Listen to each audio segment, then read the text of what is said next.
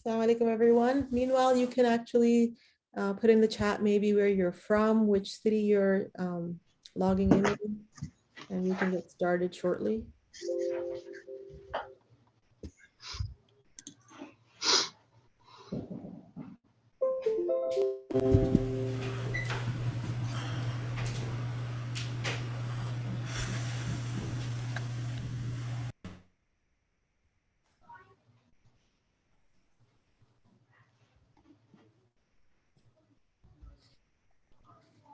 Hey, Dimas from San Jose. Great. I think a lot of you are probably from San Jose from what I remember.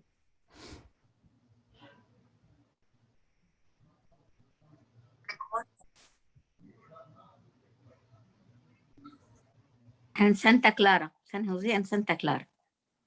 Assalamu alaikum. Wa alaikum assalam. Wa alaikum assalam.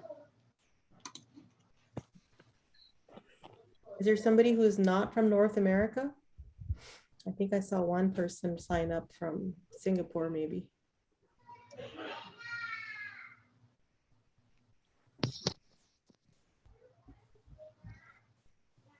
Oh, Thana, you're from MAC. Okay, great. Wonderful. Alaikum salam, Hasna.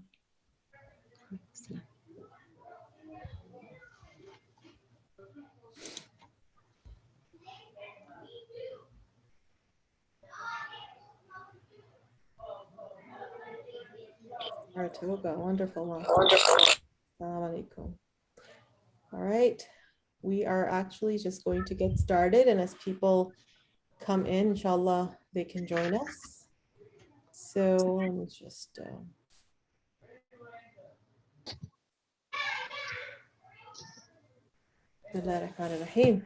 don't know if you can see the option on the top where you can see the gallery view and still be able to see the people on the side. بسم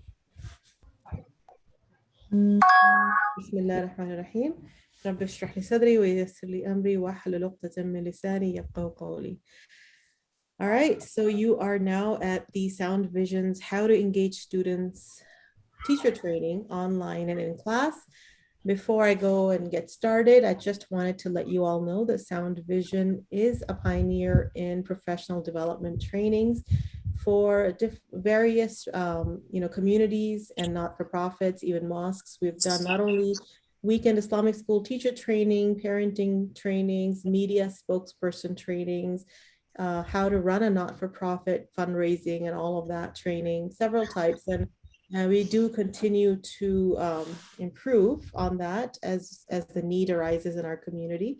So inshallah, if you ever need anything else, or you are part of an organization that requires a training where we can, cater it for you, then inshallah do reach out to us at trainings@soundvision.com. All right, without further ado, inshallah, I will get started. And my name is Nargis Naqvi. I am the Director of Training at Sound Vision, an author of a parenting book called The Perfect Muslim Child. And I founded 8 years ago an organization which is a not-for-profit called My Voice Canada. It is run by teenagers for the most part. And it is for teenagers, Muslim teenagers. So you can always look it up as well. And we have two amazing teachers today. Yes. Assalamu alaikum. My name is Rola Al-Raz. I'm a OCT certified teacher, so that's Ontario certified, and I'm Montessori certified as well. I am the co-founder and CEO at Arably. It's a social initiative that's fighting unemployment in the Middle East and North African region, inshallah, by hiring tutors overseas. Assalamu alaikum, everyone. My name is Ines, and I am a storyteller and passionate Arabic teacher. I'm the founder of Fusha, which is children's, I like to call it a show to encourage Arabic speaking and Arabic comprehension. So I'm very excited to be here. Thank you so much, Rola and Ines, for your time today. And then we'll just get started. So why are we even here? Why are we teachers that teach weekend Islamic school? But before I ask that question, are you all teachers of weekend Islamic school, or is there someone here who teaches regular Islamic school or is just here because they want to see what we're doing here, what we're doing today. If you want to put it on the chat or unmute yourself, feel free to do that.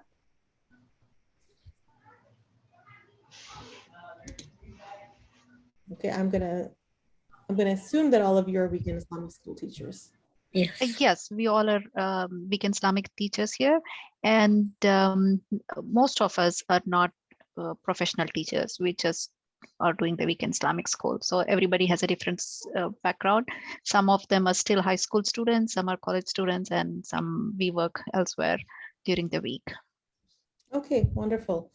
So I wanted to ask you, I don't know if you've heard this, because teaching is actually a really huge responsibility. It is a responsibility that, you're looking at these kids that you're teaching, and you are going to be that person who makes or breaks their impression of that Islamic school that they attended when they were young. They're going to want to grow up, leave your school, right? And they're going to carry this impression of where they learned their Islam. Some of them do not learn it at home. That's why they're sometimes in the weekend Islamic schools. Some of them are lucky enough that they also get the benefit at home. But you may or may not know that when you sign up to teach. I don't know if you've heard of the hadith, which Ali radiallahu anhu, he narrated, and it's in Tabarani, where the Prophet ﷺ said that when a child between the ages of 0 and 7 is in that range, 7, or under 7, you play with them, you teach them through play and fun, and you build their social skills, so on and so forth. So it's mostly lighthearted things. But after 7, you start teaching them until the age of 10. At 10, you start being a little bit more reinforced, like you're reinforced what you taught. And if you look at that, at 7, we're supposed to teach them how to pray, but until 10 years of age, they're not required to pray. So you have a 3-year window of just teaching how to pray, building that connection with their salah, building their connection with Allah and why you should pray. 3 years is a whole long time. If you wanted to, you could within 6 months teach them, right? But we have been giving that window because it has to be done slowly, with love, with attention, answering their questions. From 10 to 14, now you have to, still with love, still through play, but a little bit more discipline, enforce that habit. And then 14 onwards, the recommendation in the hadith is that you become their friends. And as we know that when you're friends with somebody, you're not constantly telling them what to do, you're just guiding them, you're watching them. So that is something that we need to take from the prophetic advice and see how we can incorporate that into our teaching. But before we do that, can I ask all of you, why did you personally choose to be that Islamic school teacher? Is there somebody, feel free to just tell me, why did you decide to take off that Saturday or Sunday or weekend time and decide that you wanted to be a teacher at the to go to Jannah. To go to Jannah, that's excellent. Anyone else? To leave legacy. To leave a legacy. With the kids that I'm teaching. Yeah, so your reason, your why, my intention is, it's related to you, your personal gain with Allah, right? Right. But now that we have to figure out, all right, so how are we going to do that in a manner that the legacy is positive, right? What is it that I put this commitment out there, and I have to make sure that when these kids graduate, they're not saying, I hated my school and I hated my teacher, and I never want to look at a Islamic book again, because there are a lot of kids who are doing that now. They're growing up and they're, unfortunately, we are seeing the statistics. We're hearing about the 25% who are admitting that they're atheists in the Muslim community, 95% who are saying we're not connected emotionally to our mosque, even if our parents drag us there. How do we make sure that when these kids walk out, does it matter how much knowledge they have accumulated, or does it matter that the impression they walk out with is, I love my Allah and He's watching me, and I need to, when I grow up, I need to learn it. When they're 25, when they become parents, they all of a sudden have this realization that, yes, that was a beautiful lesson my teacher gave me, that experience I had was beautiful, right? The other thing I wanted to point out here is when we give our commitment to a school that I'm going to come at this time to teach, whether I get paid or I'm a volunteer.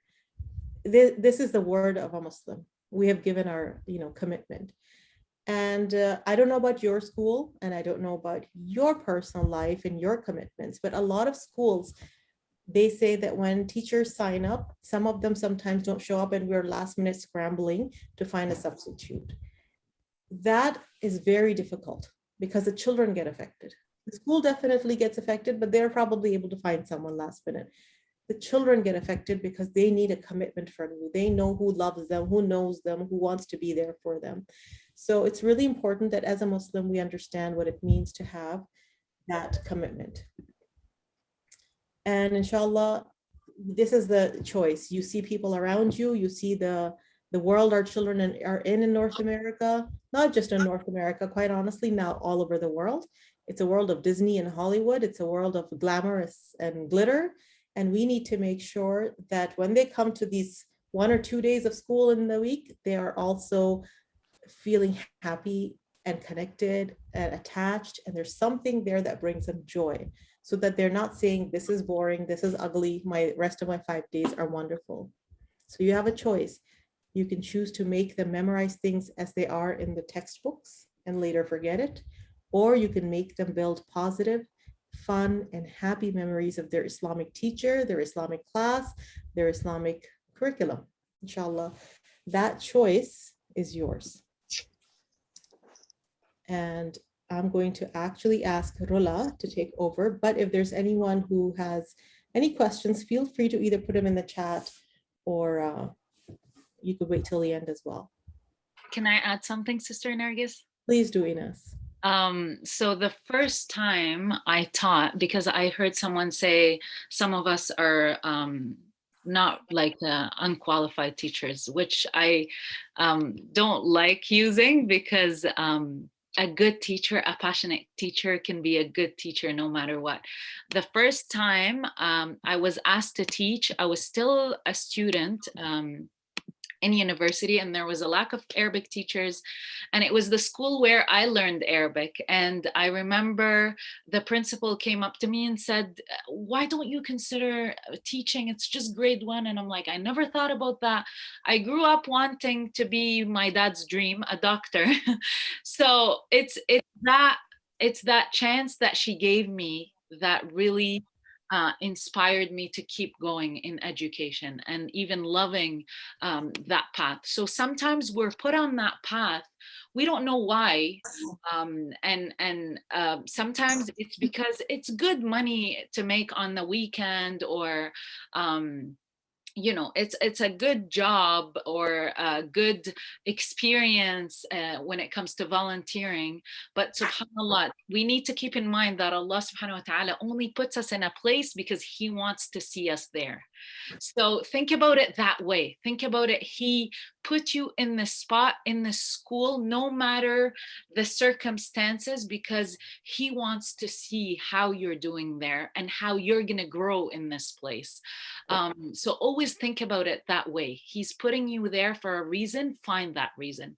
I always think of that one time, and subhanAllah, I always reflect on those moments. Thank you so much, Ines.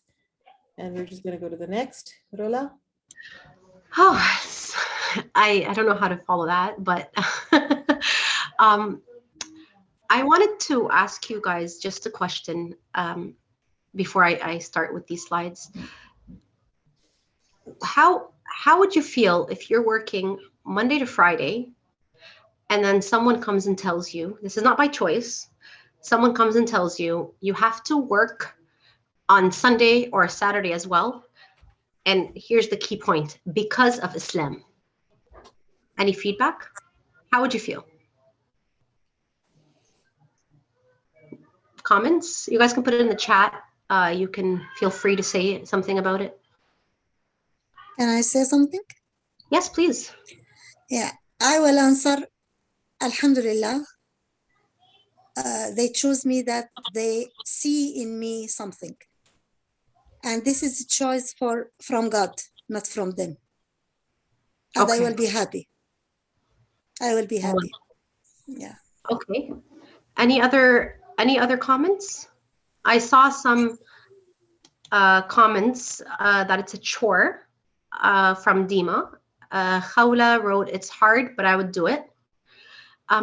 So we're going to try to think of it from a kid's perspective as we go through with this. Children will make a link with Islam and their Islamic school. So if it's a fun school, they're going to be like, I love working that extra weekend, right? I love going to, because they're in school Monday to Friday. And then when they go to school on a Saturday or Sunday, if it's fun, they're going to want to go. It's no longer a chore. It's something, wow, this is so much fun. I can't wait to see my teachers. I can't wait for this fun day, right? So inshallah, this is the intention. So first of all, we're going to look at why pace matters. We're going to focus on your first impression with your students. That's one of the key things that we look at, that students want to feel connected to you as your teacher. So that's the most important thing.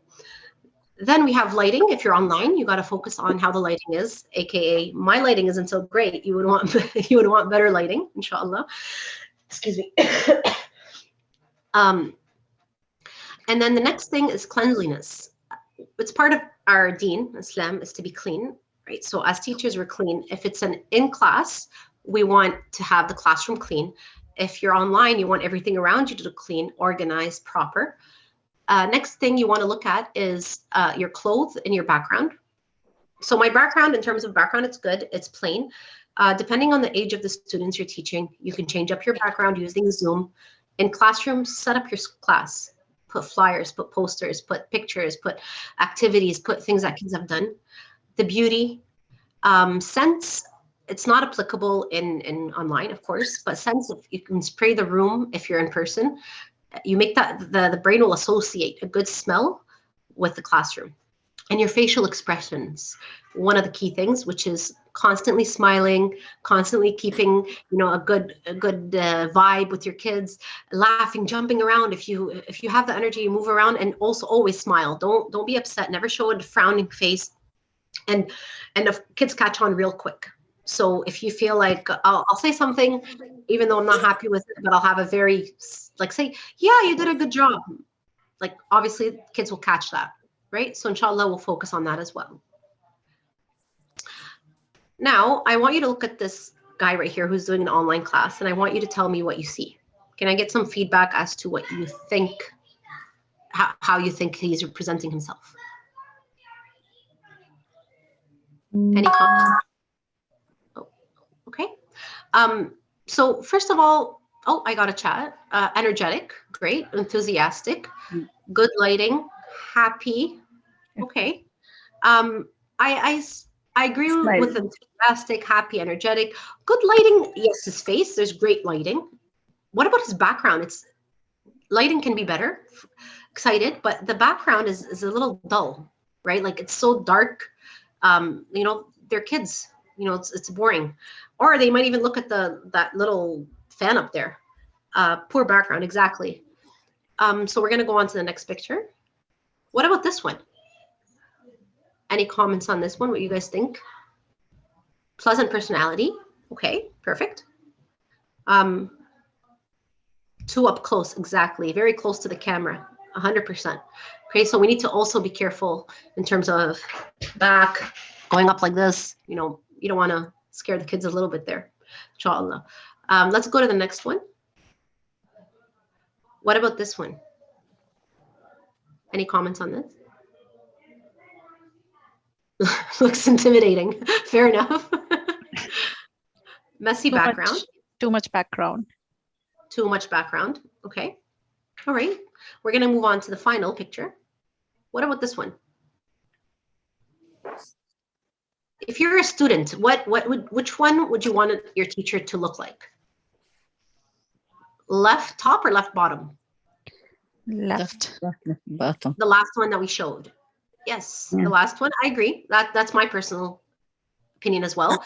Happy, excited, lighting is great, great background. Okay, so inshallah, that's one of the things that we're focusing on in terms of online, inshallah.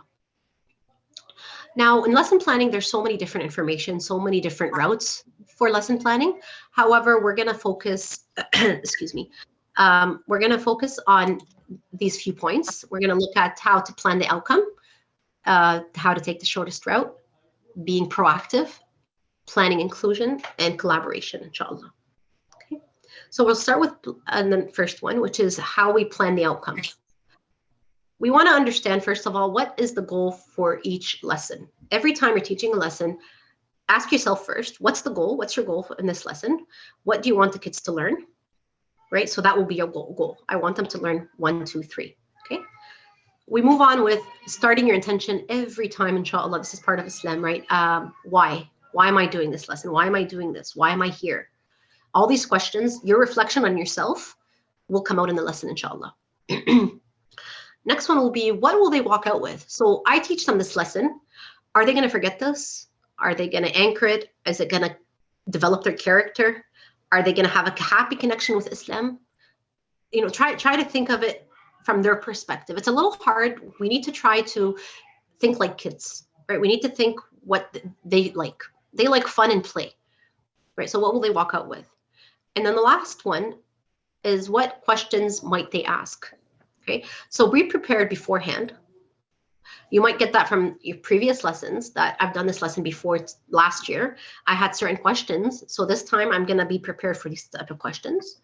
And then if they ask you questions that you don't know, please set that example, which we all as teachers are supposed to set that example, that it's okay not to know the answer. If you don't know the answer, great, say, great question. I actually don't know the answer to that one. And it's great that you asked that. I'm going to go find the answer to that. And then we can discuss it next class, inshallah. Okay. If you know the answer, you answer their questions, inshallah. I just have a quick question from everyone, if you don't mind.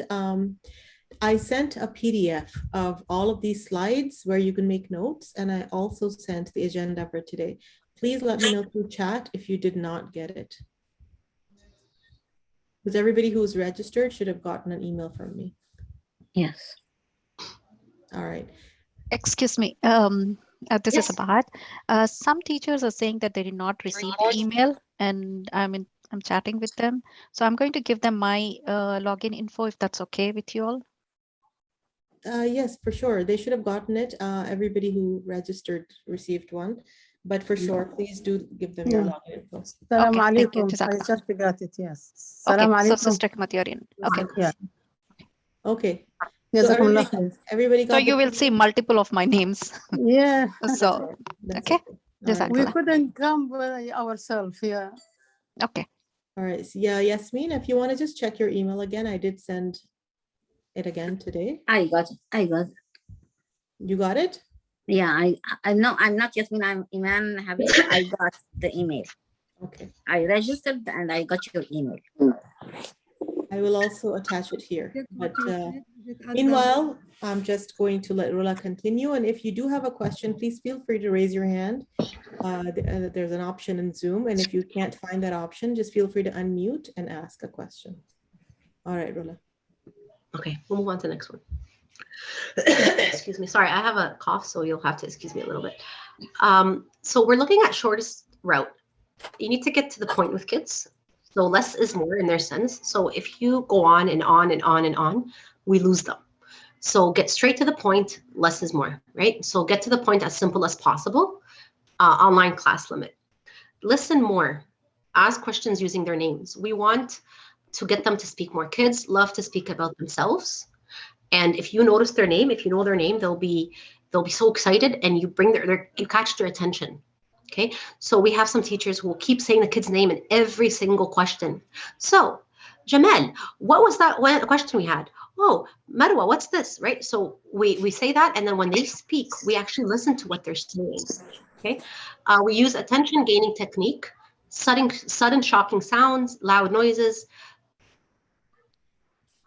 silence. So you're doing sudden. So if you're in the middle of a lesson and your kids are all speaking, plan it. Go like, so get to the point and you stop, right? So the kids will be like, what happened? You bring in their attention. If you need to, use attention gaining techniques as opposed to yelling, screaming, right? So it's like a kind of like a shock to them, inshallah. Next slide, inshallah. We're going to be proactive So proactive versus reactive. This is one of the key things that I like to focus on, staying calm. We tend to take things personally as teachers, and we think the children are challenging us, where in some cases I understand they might be, but they're doing that for a reason, right? So there's something going on at home, they're struggling with something. So we have to try to stay calm and try to situation. If they do something, don't react, don't snap, don't yell, don't like, oh my God, are you challenging me? You know, things like that. We don't want them to get offended. We are not trying, this is not a competition. We don't want them to feel this way. We want, when we stay calm, we teach them that. We teach them that even if someone says something to offend us, we teach them to stay calm. For example, I want you guys to give me an example of challenging kids that you guys have. Anyone want to give me an example? The kids that daydream. They dream, like daydream? Yeah, they are not focused with the class. They are just dreaming. And they are just sitting there without paying attention. Just sit there. This more online? Is this more online? Yes. Okay. So what have you tried doing with them? Nothing, really. There's nothing that I found that I can do to keep their attention. They are just not going to. At the end of the class, I ask them questions, and then they have no clue about what has been said in the class. Okay, so that's maybe how I think that they didn't get anything out of it. Okay, so maybe we can try, once you notice they're daydreaming, not wait till the end of the class, but on the spot, speak to them right away. Like, what do you think of? And you tell them, for example. Try to bring them in, not in a way to make them feel shy in front of the rest of the class that they don't know the answer. So don't ask them. Pardon? So I was saying is, don't ask them a question like, what did I just say right now? Right? We don't want to do that to them. We want to make them feel like this is just about bringing their attention, and be like, oh, let's say, Muhammad, we're just learning. What do you think of us learning about the 5 pillars of Islam? Right? Do you think this is a great idea? Don't you think this is fun? You know, try to bring them in a small technique, not by saying, hey, Muhammad, what questions did I just ask? Or what did I just mention? Right? Because that right there, you've made them feel less about themselves. So we don't want them to feel that way. Right? So this is another thing. So sorry, I have one more comment about challenges. Younger children who can't keep attention to the screen. Yes, that is not your only challenge. That's a lot of people's challenge. Maybe get them moving. Get them to get up. If you feel like they're all falling asleep or they can't stay focused, stop the lesson. Make them stand up, make them jump around. If you can bring that into your lesson, that'll be great. We're gonna take one more. What do we do while they are close to the camera? Oh, when they close the camera, like when they close the camera. Oh, okay. First off, we can see if you can address the parents. If you could bring in the parents. If they close the camera, speak to them. Be like, Amir, can I get your camera? I would love to see your beautiful face. You have such a great smile, and I want to see you smile with us. So please, can you please turn the camera back on? Right? Do it in a funny way, in a cute way, so they don't feel like you're attacking them. Inshallah. So let's continue with the next points. We're saying we're going to look at think and planning how to deal with disruption, behavioral issues. I know this topic is very huge, especially with online. If they ask irrelevant questions, how we address them. We don't want to shun them. We don't say this is not related to the lesson. We always tell them, a great question. However, we're not on that yet, or we didn't learn that lesson. Or if it's something way off Islam, or not even related to the subject, you just say, I love that, but we can talk about that afterwards, at lunchtime, or you can talk to me later about it. I would love to hear about it. When they talk about relevant questions to the lesson, but it's not the actual lesson you're teaching, it's okay to diverge sometimes. Ask the kids who are shy, ask them easy questions, inshallah. Okay, we want to ask the kids who are shy easy questions that we know they know the answers to build their confidence, inshallah. That will help a lot with disruption, a lot of behavioral issues, because they feel like they don't know anything. So when you ask them a question, they know. Or you can even write them the answer, by the way, in the chat privately. Be like, by the way, here's the answer. You know, you build that relationship with them. They'll laugh and then they'll say the answer. They feel better in front of their friends, inshallah, and it helps build their confidence. Kids who finish first versus kids who finish last, have something always on hand. Okay. A lot of kids get bored. A lot of kids don't want to be there. So if they finish first, a lot of kids love to learn from each other as well. So let them learn from each other and have stuff on hand as well to give to the ones who are done and they don't want to teach their friends. They want to do their own thing. Have something prepared for them, inshallah. I want to hear a lot of the questions and answers, inshallah. We'll move on. It's just because we want to stay within the time. Plan inclusion. So how do we include everyone? I'm just going to get your feedback on how do you feel like you can include everyone in your lesson? You can put it in the chat. You can speak up about it.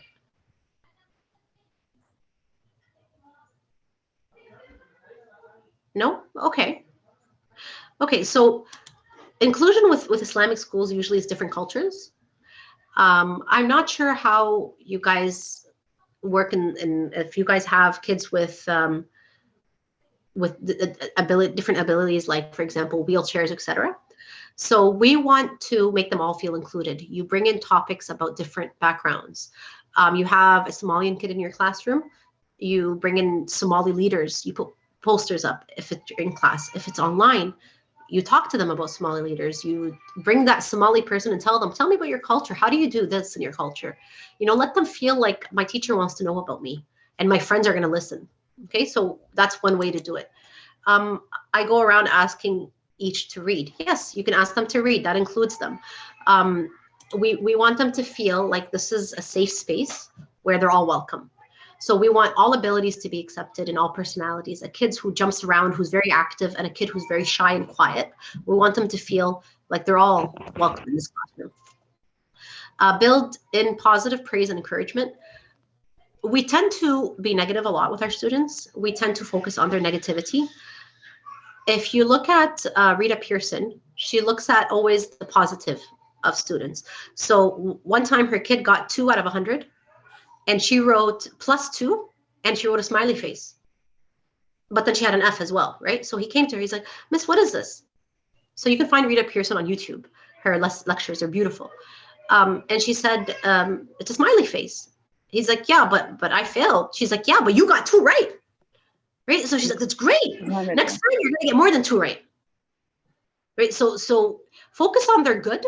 And that kid just walked, she said that kid walked around with his head held up high and so proud of himself. I got 2 out of 100. Right? I know some people will say, oh, that means he's gonna start slacking off and be like, that's enough. No, she never said it's enough. She said it's 2, but next time you're gonna do better. Right? So make them feel like, oh, you're not useless or anything. Right? We don't want them to feel that. Be genuine and subtle. I can't really teach you much on that one. We can't really train on that because this is something from your heart. So when you're in an Islamic school, I understand that, mashallah, inshallah, all of you are genuine and calm about it and subtle and clear that your intentions are to help them and you love all these kids from deep down of your heart, inshallah. Collaborate. This is something that I find helps a lot. So collaboration with each other. Okay. What other way can we also collaborate? What do you guys think another way is to collaborate? So teachers collaborate together. Who can we collaborate with as well? Projects. So yes, students within each other, we teach them collaboration. Yes. Okay, as teachers, who do we collaborate with? Collaborate with our own students, asking them what they would like to see. Yes, wonderful. Yes, with our students. I also have Susan Sadiq, the parents. Collaborate with the parents. We collaborate, yes, with each other teachers. Perfect. We also collaborate with our staff, with not just, I mean staff as in just teachers, everyone in the school. You might collaborate with the sanitation person, the janitor, to come up with an activity in the school. You might collaborate, like, I want them to run around the school, help me out with that.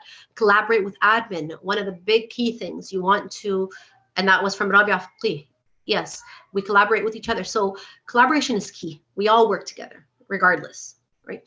We form a school group of teachers Why do we collaborate? It helps us. We share resources. We discuss with each other what we came up with. I tried this activity with my class at work. You could try it too, right? So this is stuff that we could do together. I tried this, it didn't work, but it might work with you. You know, like that kind of approach. Even if something didn't work with you, collaborate, give it to someone else, explain to them. I don't know why it didn't work with me. Maybe my students are a little different than yours. Maybe yours it would work with you. Let me know how it works out for you, right? Working together, letting the students see that as well, it teaches them to work together. Okay, practice your lesson together. Get up, talk to each other, be like, hey, I want to practice this lesson plan. Can we try it together? Another thing which we don't have here, but you can also ask to watch your other teachers' classrooms. You hear one teacher has a great method with a specific approach. You can talk to that teacher and request, be like, do you mind if I sit in on your class and take notes and see what you're doing? Right? So, and of course, we're expecting the other teacher, inshallah, as part of collaboration. Oh, of course, please join us. Inshallah. And that has to be permission as well, collaboration with admin who approves But we it. will have classes at the same time they do. Yes. So do you guys not have like a planning session? Do you guys get that? Where you have a free period where you're supposed to plan or do something in your work there? No. No.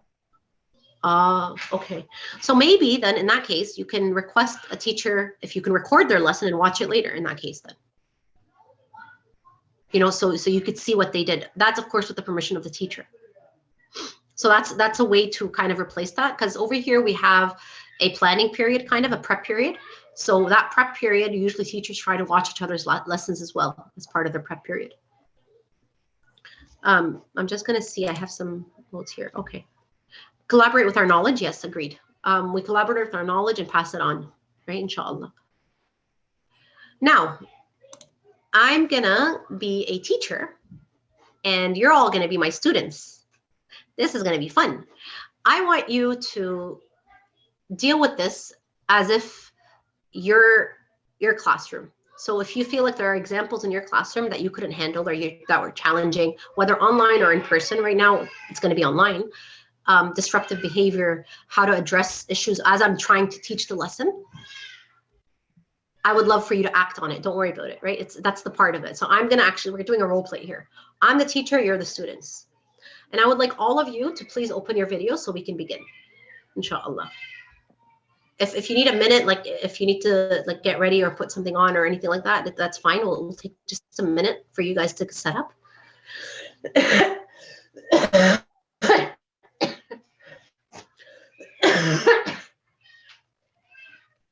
Inshallah, I would love to see all your lovely faces.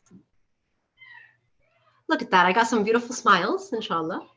MashaAllah, there we go. If you need to get up and do a little stretch before we start class, you can please begin. Oh, look at that. Iman's not only smiling for me, she's laughing. I love that. Look at that. Thank you. You're very welcome. You have a beautiful, beautiful, beautiful teacher stretch. Salam alaikum. Right. Part of the teacher-student the teachers asking the student to stretch. Yes, a teacher can ask the student. Yeah. So I feel like right now, as a teacher, what I did was I felt like this was too long for us to sit. We're human beings, whether we're students or young, we need to stretch, we need to move. So if you're online and you imagine as adults, I felt that we need to get up and stretch. Mm-hmm. Imagine what your kids feel, your students feel. Thank you. Right? So even if you make them get up and run around and jump and be like, okay, I'm gonna do jumping jacks with you, right? I know it might be a little challenging for the woman if the father is watching too, if you like maybe just them stretch. But usually I think depending on how your classrooms go, a lot of the students are on their own.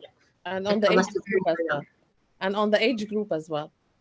Yes, depends on the age group. So inshallah, we still have Nazhat, where is your beautiful face? And Sabahat and Mr. Ahmed. Are we there? No. Assalamu alaikum, sister. Wa alaikum assalam. There we go. Oh, there we go. There's the beautiful ladies over there. Yes. Okay, we're almost ready. So we just don't. Oh my goodness, we have a lot more. So inshallah, just another like 30 seconds, inshallah. But please, I'm limited on time, so I'm not. But usually, you're gonna try to get them all on camera. If the first few times, it will be like getting them all in, and then eventually they'll get used to it, inshallah. Okay. Excuse me.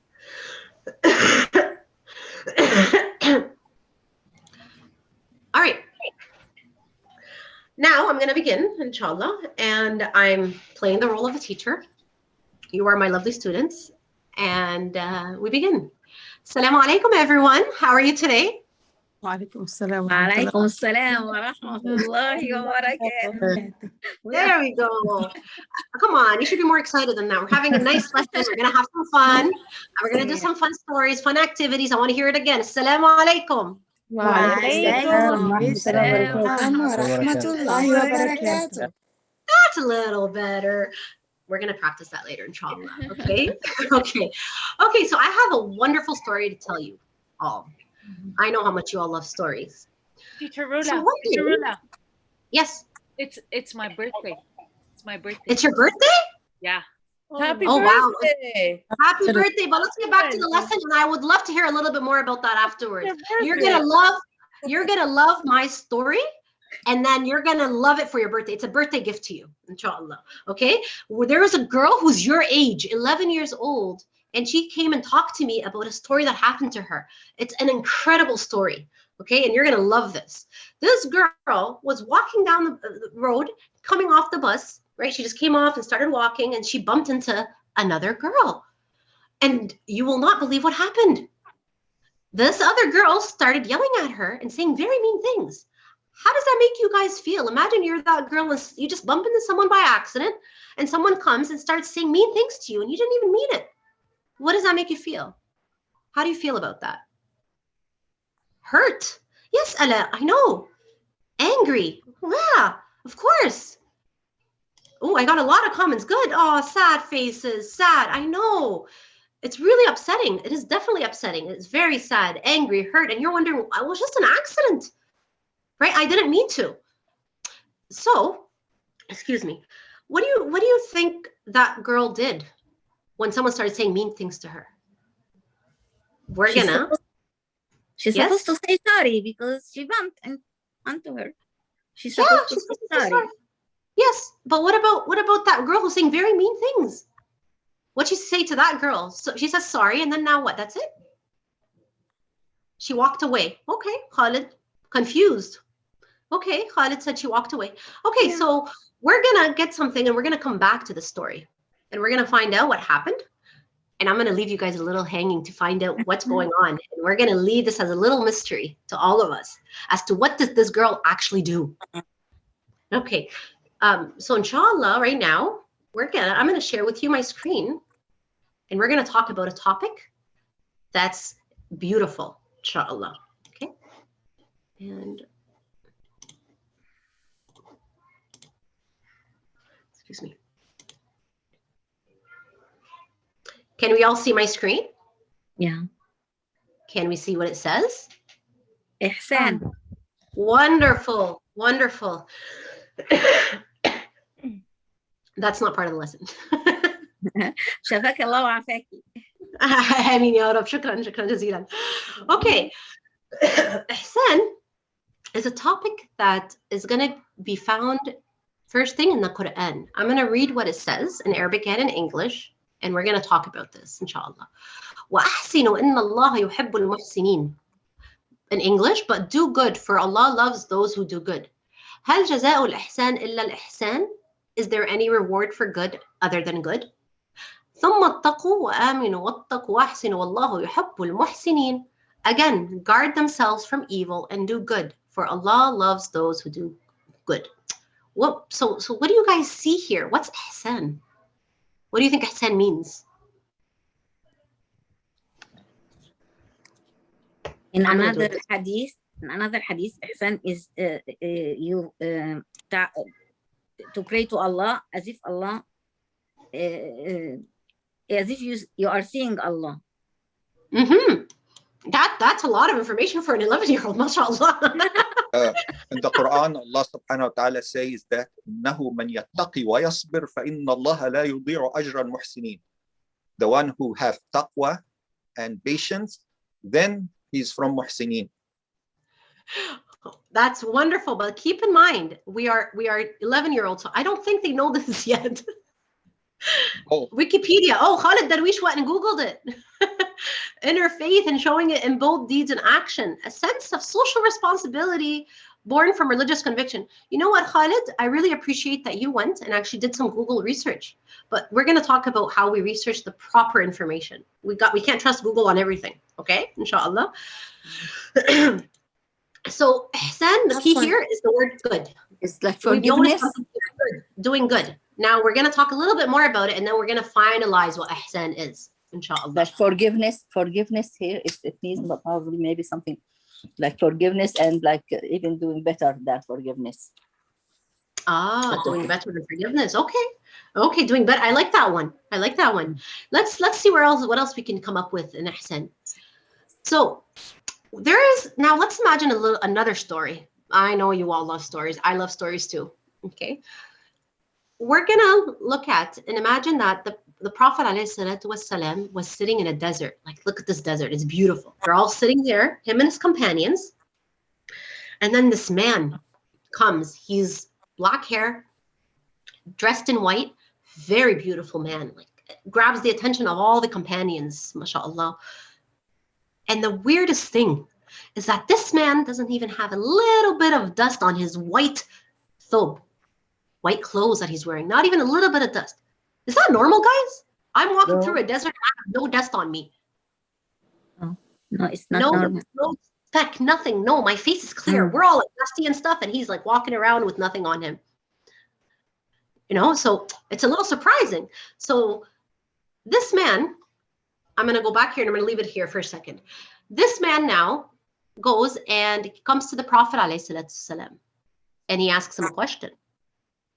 And he tells him, "Oh Muhammad," he tells him, "tell me about Islam." I'm going to ask you all now a question. Do you remember what Islam was from our last lesson? Who here remembers what it is? No, this is Islam is to go to Mecca. No. Pardon? Islam is to go to Mecca. Go to Mecca. That's one of the pillars of Islam. If you remember, there are five pillars of Islam. There we go. That's the 5 pillars, inshallah. So the 5 pillars, we discussed them before. If you remember them, we talked about the Shahada, Salah, Sawm, Hajj, Zakat. It's just a little recap on what we did last time. So then that man said, Sadaqt. Sadaqt means you have spoken truthfully. That shocks the companions even more. Like, wait a minute, what do you mean, Sadaqt? That means this man knows knows the answer already. And he's like testing the Prophet ﷺ. And they're just listening carefully, going, okay, what's going on? What's going to happen next? Bring the popcorn, right? We want to find out. Okay, then he asks him the next question. I'm not going to show you the next slide, but I'm going to ask you guys, what is Iman? Who remembers what Iman is? 6 pillars of Iman. 6 rukn of Iman. Yes, the articles. Remember, we did all the articles on Iman. That's amazing. So we're going to go on. I love how a lot of you remember it. So it's tell me about faith. And those are believing in God, believing in Qadr, believe in the divine book, believe in the angel, believe in the day of judgment, and believe in the prophet. And now we come to our lesson today. What did that girl do? We're going to come back to that right now. And the prophet was asked the next question. What is ihsan? Okay, this man just asked him another question. He keeps being asked, and these companions are just listening and wondering what the prophet's going to do. And he says, I'm going to ask you guys first before he answers, what do you see? What do you think it means? Look at this picture.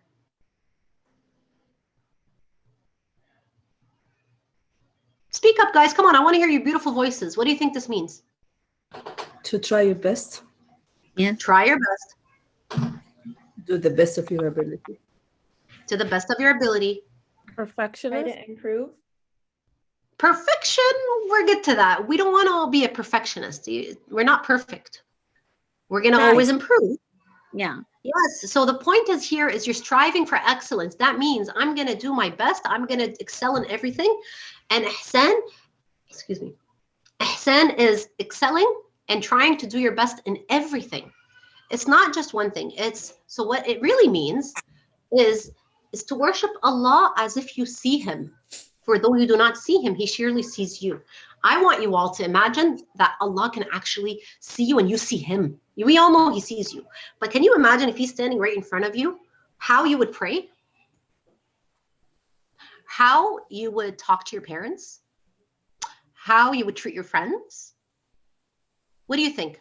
Can someone tell me if you feel that you could see Allah or you actually see him right in front of you? Let's start with how you would pray. What do you think you would do? Perfect my prayer. MashaAllah, yes. What about your fasting? Fast, a lot optional of fasting. Pardon? Do more optional fasting. Yes, that's perfect. I'm gonna see who else has something. And during fasting, we try not to scream to people or say bad words like this. Yes, and I'm seeing, yes, so I saw Iram was saying more respectful. Rabia, believe. Of course you believe. You see him right in front of you. It's so easy to believe then, right?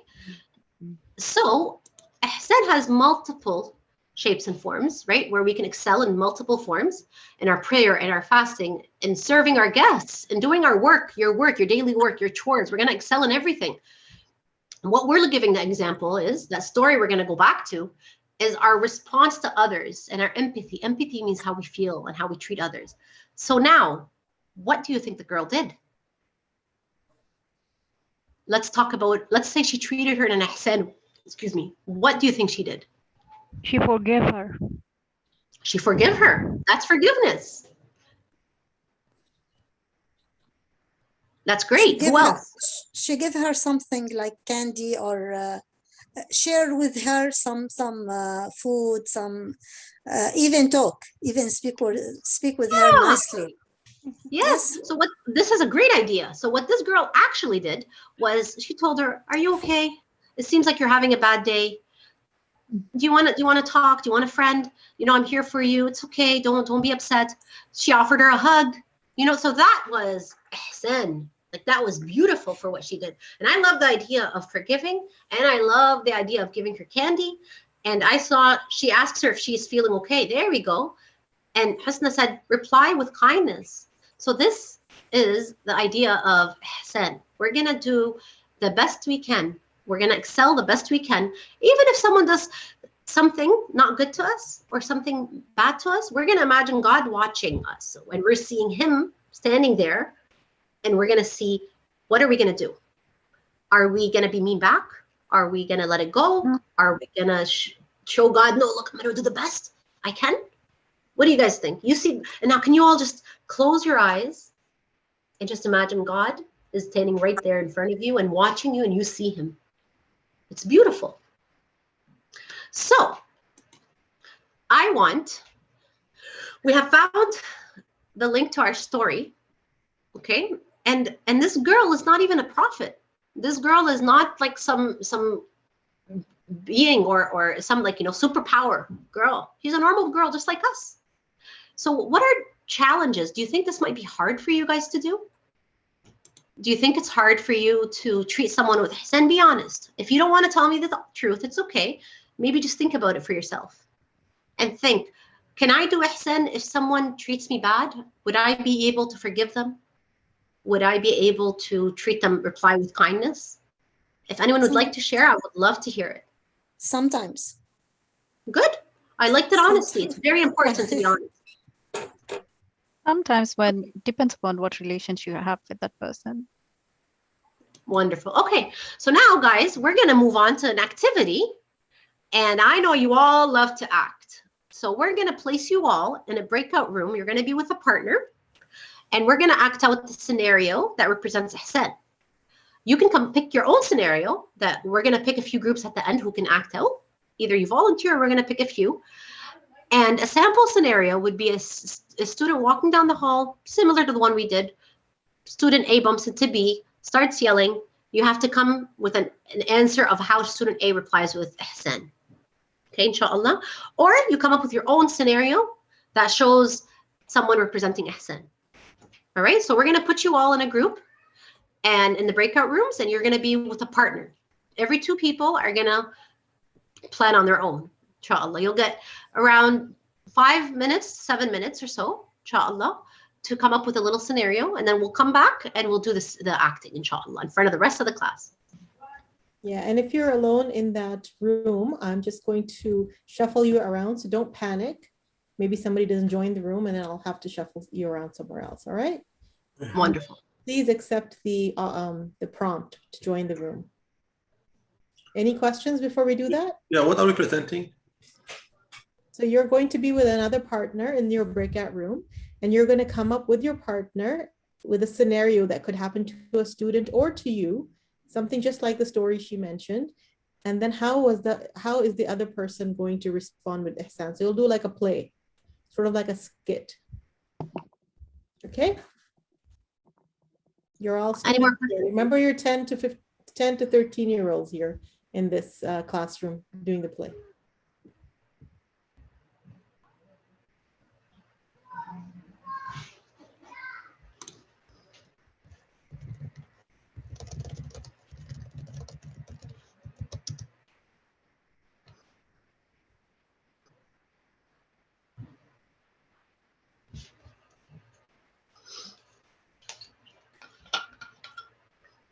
Actually, I'm a very bad actor.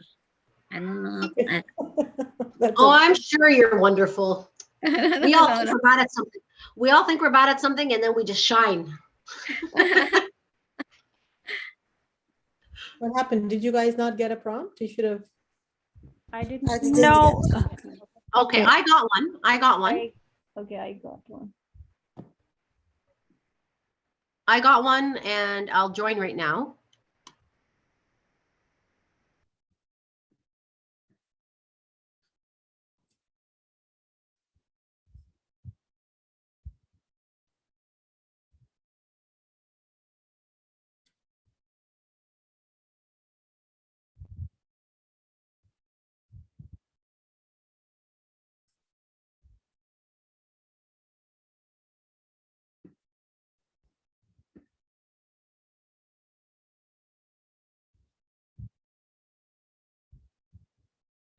Afra, you haven't joined?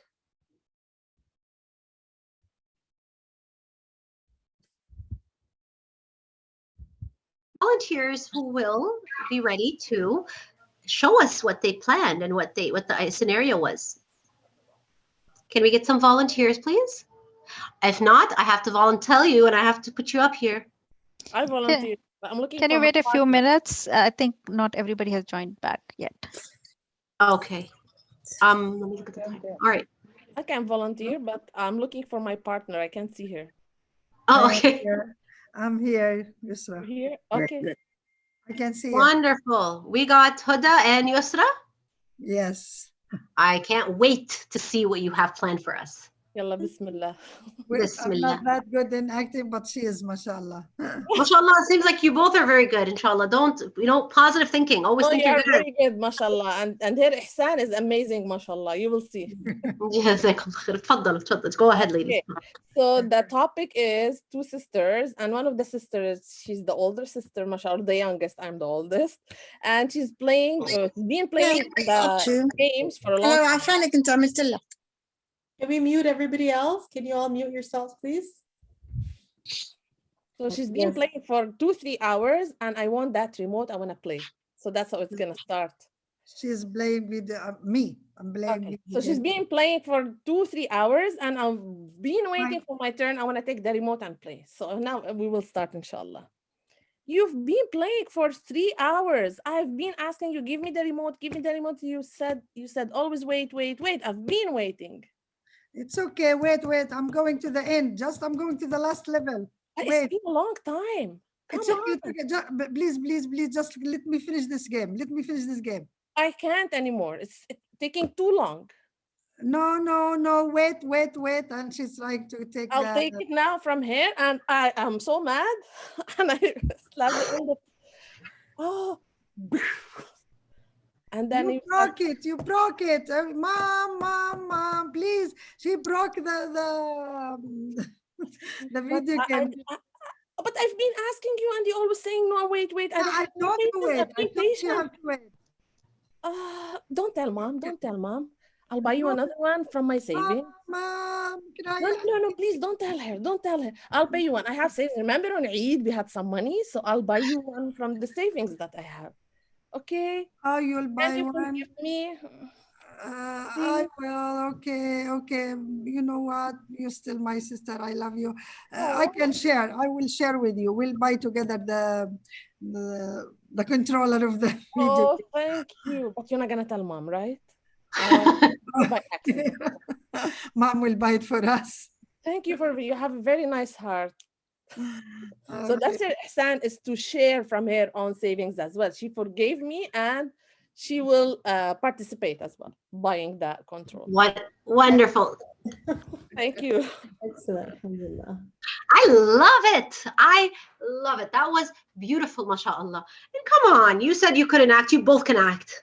You both had a beautiful, beautiful act, inshallah. We all enjoyed it, right, guys? And we all enjoy this? Thank you. You're welcome. You're welcome. Yeah. So that was beautiful, mashallah. We're gonna have time for one more for now, and then inshallah we might have time for a second. But let's see. Let's go for the next one. Any more volunteers? No? Come on, guys. One more. Oh, brother Khalid. Khalid, yes. Khalid and Dima. Khalid and Dima. Please. Very short and sweet. Yeah. Love it. Go ahead. Hi, Khalid. Did you like the cookie I gave you yesterday? Oh, those cookies I gave yesterday, they were awful. They're awful. They crumbled. They're bitter. They're really, really bad. What did you do to them? Oh, I must have messed up the recipe a little bit. Do you know how to bake? No, I don't know how to bake. I mean, I like cookies, but yours was awful. No. Oh, maybe I'll try to make you a better one tomorrow. You can help me. Do you want to help me? Wow. Do you know how to bake? Well, we can look at a YouTube video if you want. Well, I mean, I've never baked before, but I love cookies. Yeah. Are you free tomorrow? Yeah, we could do it together and learn. Okay. Well, thank you. Dima, jazakallah khair. No problem. Okay. See you later. Wonderful. Wonderful. Guys, where do you think the ihsan was in this? Let's not tell them, Dima and Khalid. Come on, everybody. I want to hear you all speak. Where are your beautiful voices? I'm going to have to call you out. Huh? I like the way. I like the Afrah. I don't see your beautiful face, so I have to call you out, Afrah, because I want to see you're there. Hello? Afrah? Uh-oh. Yeah, I like how Dima act or respond about his reacting about her cookies. He said your cookie is not delicious. I don't like it. But she observing his anger, and she is willing to do something like new one for him. Even he was acting like, oh, what are you doing? Do you know how to do it? He's acting not nice, for sure. Not you, Khalid. Sorry, but the play itself. He's acting very well. He's showing that he's very mean at her, to her, and she's very nice to him, and she's willing to do a new one for him. And at the end, she pull him to do it with her, to help her with it. At the beginning, he refused, but at the end, we can do it together. Yeah. Yes. Yeah, her act is very nice. Yeah. Wonderful. So they became friends. The ihsan part was, even though he was not very nice about it, she became friends with him and said, hey, come help me. Right? Yes. Okay, guys. I think this was a beautiful lesson, and I love ihsan. And I'm just going to ask you a few questions. We're no longer going to role play right now. I would love to see all your presentations. Unfortunately, we don't have the time. But, excuse me, what did we learn today? Teacher Rula. Yes? What's the point of being nice to someone that's mean to us? If he didn't like the cookies, then just don't have my cookies. That's fair. That's true. So that's what I'm going to ask you right now. I'm going to go back to reflecting on what we did. And we're going to think about that. We're going to think exactly what you said. Okay. Why are we going to do that? What is ihsan again? Who here remembers what we said ihsan was? Strive for excellence. Excellence. Okay, good. We're gonna answer her question, and then we're gonna do the last point, inshallah. Where it's because we're gonna imagine God is looking at us. So even if he was not nice to us, we're trying to please God, not this person, right? We know God is looking at me. You know what? Forget this person right now. I'm just gonna do whatever God would want me to do, and he would want me to be nice to this person. Okay, so we're gonna wrap up the lesson, guys. Wonderful lesson. I'm so happy we did this lesson. Yes, Brother Khalid? You forgot Sister Anas' birthday. Who did I forget? Sister Anas' birthday. Sister Anas' birthday. Oh, I'm so sorry, Anas. Sister Anas, happy birthday. And as much as I would love to see you, I'm going to see you right after class. We have to wrap up because our class just ended. And Sister Anas, we will definitely next time, or when I see you next, do a huge bang for your beautiful birthday. Okay, inshallah. Thank you, Khalid, for reminding us. That was very kind of you. That's wonderful. Thank you. Right now, we're going to talk about our next thing, which is we're off our lessons, guys. You're no longer my students. Take it easy on me here, inshallah. All right.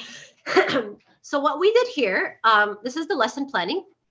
So this is how I planned my lesson, and we're going to go over it real quick together. What do you think the topic was? Ihsan. Ihsan. Our age group was 10 to 13. I ballparked it around 11, age 11. What material did I use? Did I use any material? Slides. Story. Slides, yes. I used, slides. I used, technically, because it's online, so I used kind of like the hadith, the Quran, right? References, and we had a game. You can also include that under an activity role play. The notes, pardon? Oh, you said the storytelling. Yes, breakout room. You guys will get the full lesson plan empty, and you guys can fill it out for your lessons, inshallah. We included our notes as to why did I do this lesson? What is the point of it? And how did I get that point across? Okay, so that's here on our notes. So why did I do this? What was my motive? Like, what did I want to teach them? It kind of links back to our objective right here. Okay, we want to teach them strive for excellence. We're trying to teach them the manners, right? Manners, imagining God is right in front of you, right? So inshallah, that's the why. Okay, what did we teach them? We taught them about ihsan and you know, and that kind of thing. How? It was through activities, through storytelling.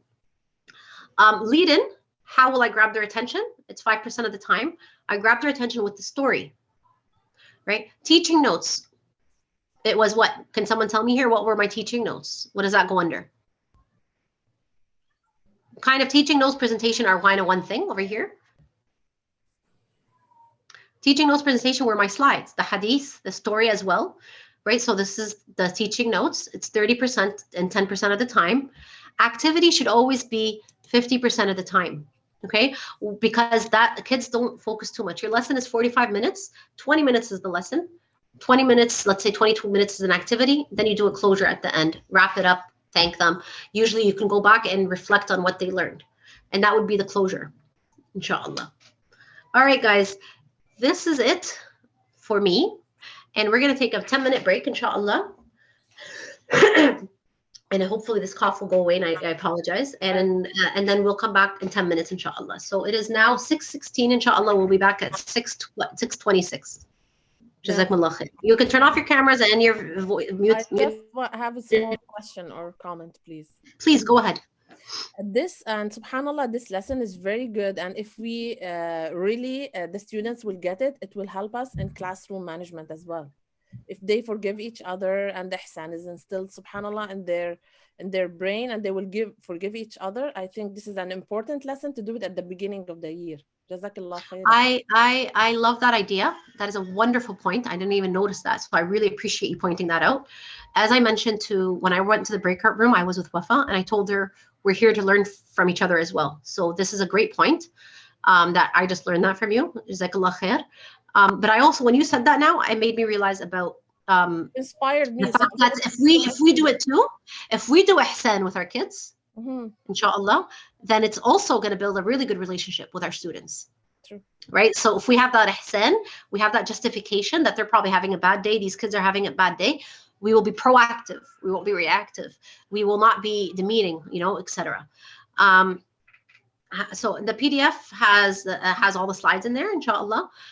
If you guys want, we're gonna go for break, inshallah, because we have to pray asr, and then I'll be back, inshallah, beforehand. And if there's still people who want to talk, I'll be back for everyone. And please feel free. Nargis has made a note as to emailing us, inshallah. Thank you so much for that comment. Jazakallah khair. Appreciate it. Thank you. جزانا وإياكم.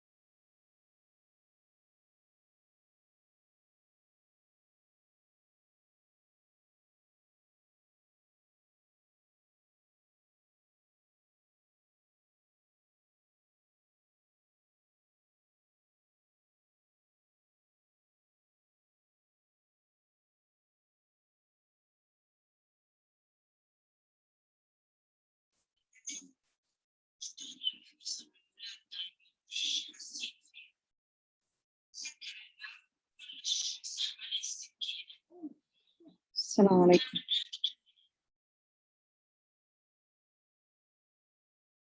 Alaikum assalam. We're just finishing up our break. We'll be back in 1 minute. وعليكم السلام ورحمة الله وبركاته. اوكي جزاك الله خير.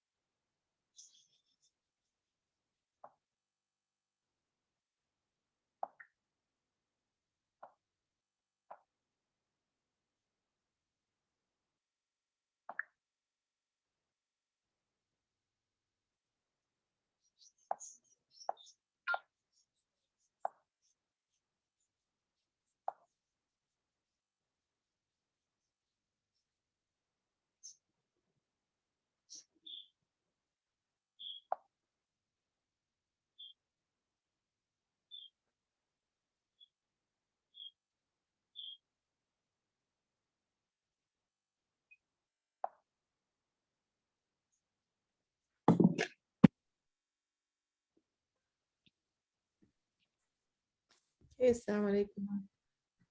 Let's see if وعليكم السلام ورحمة الله وبركاته.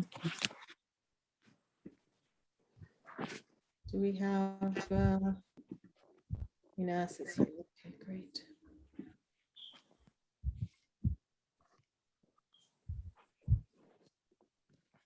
Inas, please let me know when you're ready. Yes, you're ready. Okay.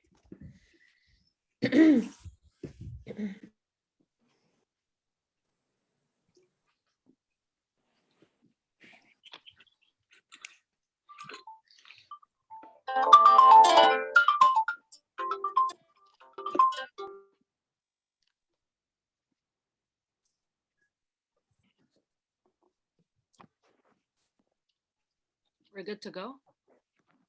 You are all with Rula as 10 to 13-year-olds, but now you're going to be 5 to 10-year-olds with Inas. She's your teacher and you have to behave like the 5 to 10-year-olds, 5 to 9-year-olds actually. Go ahead, Inas. السلام عليكم. سلام عليكم أصدقائي. سلام عليكم كيف الحال؟ سلام عليكم كيف الحال؟ سلام عليكم كيف الحال؟ كيف حالكم أنتم؟ أنا بخير والحمد لله. أنا بخير والحمد لله. أنا بخير والحمد لله. كيف حالكم أنتم؟ سلام عليكم. سلام عليكم إيمان. سلام عليكم نسرين. هدى. سلام عليكم رولا. وعليكم يسرا. السلام. وفاء. سلام عليكم خالد. عبد الرحمن. أهلا بكم. هيا 1 2 3. افتح يدك هكذا. افتح يدك هكذا. هيا نسرين. هذه يدي. افتح يدك هكذا. أغلقها. افتحها. أغلقها. والآن ضع يدك على صدرك. هنا. بوبوم بوبوم بوبوم بوبوم. قلبي هنا في صدري. نعم، قلبي يدق يضخ وقلبي مليء بالمشاعر. نعم، فكيف تشعرون اليوم؟ هيا نرى كيف تشعرون اليوم. دعني أنظر. من يشعر بالغضب؟ هل أنت غاضبة؟ هل أنت غاضب؟ وفاء، هل أنت غاضبة اليوم؟ لا. الحمد لله. أنا لا أشعر بالغضب اليوم. لا أشعر. من منكم يشعر بالحزن. هل أنت حزين؟ مريم، هل أنت حزينة يا مريم؟ مريم تبتسم، ليست حزينة، الحمد لله. ياي. أنا أحيانا أشعر بالحزن، نعم نعم نعم، أحيانا أشعر بالحزن، فأذهب وأحضن أحدا أحبه، أحضن ماما. نعم نعم نعم. إذا قولوا لي، من يشعر بالخوف؟ هل أنت خائف؟ هل أنت خائفة؟ دعني أرى. إيرام، هل أنت خائفة؟ هل أنت خائفة؟ هل نخاف ونحن مع أستاذة إيناس؟ أنا لست هنا لأخيفكم. إذا كيف تشعرون اليوم؟ هل تشعرون بالسعادة؟ من منكم سعيد؟ هيا ارفع يدك إن كنت سعيدا، ارفع يدك. هيا هيا. ياي، الحمد لله. سوسن تشعر بالسعادة، وخالد، وفاء، الحمد لله. والآن هيا نغني أغنية السعادة. هيا بنا. إن كنت سعيدا اليوم صفق صفق. إن كنت سعيدا اليوم صفق صفق. إن كنت سعيدا اليوم، إن كنت سعيدا اليوم، إن كنت سعيدا اليوم صفق صفق. إن كنت سعيدا اليوم افتح عينيك جيدا، أنا أراكم. إن كنت سعيدا اليوم افتح عينيك جيدا. إن كنت سعيدا اليوم، إن كنت سعيدا اليوم، إن كنت سعيدا اليوم افتح عينيك جيدا جيدا. وإن كنت سعيدا اليوم قل الحمد لله. إن كنت سعيدا اليوم قل الحمد لله. إن كنت سعيدا اليوم، إن كنت سعيدا اليوم، إن كنت سعيدا اليوم قل الحمد لله. الحمد لله أصدقائي، الحمد لله. أنا اليوم سأريكم بعض الكائنات الصغيرة صغيرة صغيرة، وأحتاج إلى المكبر كي أراها. هذا مكبر. مرحبا يا مكبر، مرحبا. قولوا مرحبا للمكبر. مرحبا. مكبر يكبر لي الأشياء الصغيرة صغيرة. نحن سنتعلم اليوم عن الحشرات. نعم نعم نعم، الحشرات التي ذكرها الله سبحانه وتعالى في القرآن. في القرآن؟ نعم نعم نعم، الله سبحانه وتعالى ذكر الكثير من الحشرات في القرآن. فالله سبحانه وتعالى هو الخالق، خلقني أنا وخلقكم، وخلق الحيوانات، وخلق الشمس. نعم نعم نعم، الله خلق الشمس وخلق بعض الحشرات الصغيرة. هل الشمس صغيرة أم كبيرة؟ ماذا قلتي؟ الشمس صغيرة صغيرة. الشمس كبيرة كبيرة كبيرة كبيرة كبيرة أصدقائي. نعم، وبعض الحشرات صغيرة صغيرة. ماذا أرى؟ ماذا أرى؟ ماذا أرى؟ نملة نملة. أنا أرى نملة. انظروا إلى النملة. نملة. مرحبا يا نملة. مرحبا. مرحبا يا نملة. نملة صغيرة. وشمس كبيرة كبيرة كبيرة كبيرة. نعم. من أكبر، الشمس أم النملة؟ هيا هيا قولي لي يا يسرى، أيهم أكبر؟ الشمس أم النملة؟ أيهم أكبر يا ترى؟ أيهم أكبر؟ إيرام قولي لي أيهم أكبر؟ هيا يا إيرام.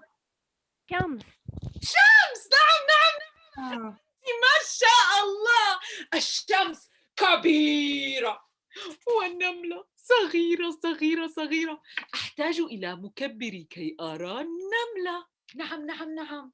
والله سبحانه وتعالى ذكر النمل في القرآن. نعم نعم. والآن يا نملة يا نملة، ماذا ترين؟ أنا أرى تك تك تك تك. إنه العنكبوت العنكبوت. مرحبا عنكبوت، مرحبا. قولوا مرحبا للعنكبوت. مرحبا عنكبوت. عنكبوت له أرجل كثيرة كثيرة. هيا نعد. 1 2 3 4 5 6 7 8. 8 أرجل. سبحان الله. والعنكبوت أيضا أصدقائي ذكر في القرآن. نعم نعم نعم. والآن ماذا لدي؟ ماذا أرى؟ أنا أرى ذبابة. ذبابة. مرحبا ذبابة، مرحبا مرحبا ذبابة، مرحبا. ذبابة. والذبابة أيضا ذكرت في القرآن. نعم نعم نعم. والآن ماذا أرى؟ أنا أرى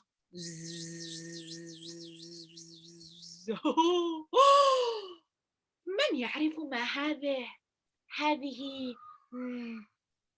ذبابة؟ لا لا لا لا لا، هذه ذبابة.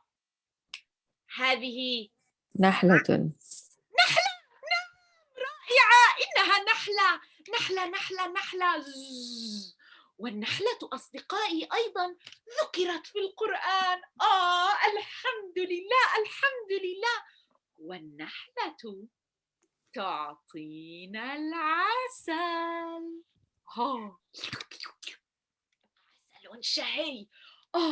شكرا يا نحلة، شكرا. هيا قولوا شكرا يا نحلة. شكرا. الحمد لله الحمد لله الحمد لله الحمد لله على النحلة التي تعطينا العسل. الحمد لله. والآن هيا نقرأ كتابا عن النحل. يا كتاب يا كتاب، أين كتابي؟ لا، أين الكتاب؟ هذا كتاب. لا، هذه نحلة. أين الكتاب؟ هذا كتاب. لا، هذا مكبر. أين الكتاب؟ كتاب. لا، هذا عنكبوت. أين الكتاب؟ يا كتاب. كتاب. لا، هذه نملة. خالد، لديك كتاب. نعم نعم نعم، أنا الآن تذكرت، هذا هو كتابي. مرحبا مرحبا يا كتابي، هيا نستمع لكتابي. مرحبا مرحبا يا كتابي، هيا نستمع إلى الكتاب.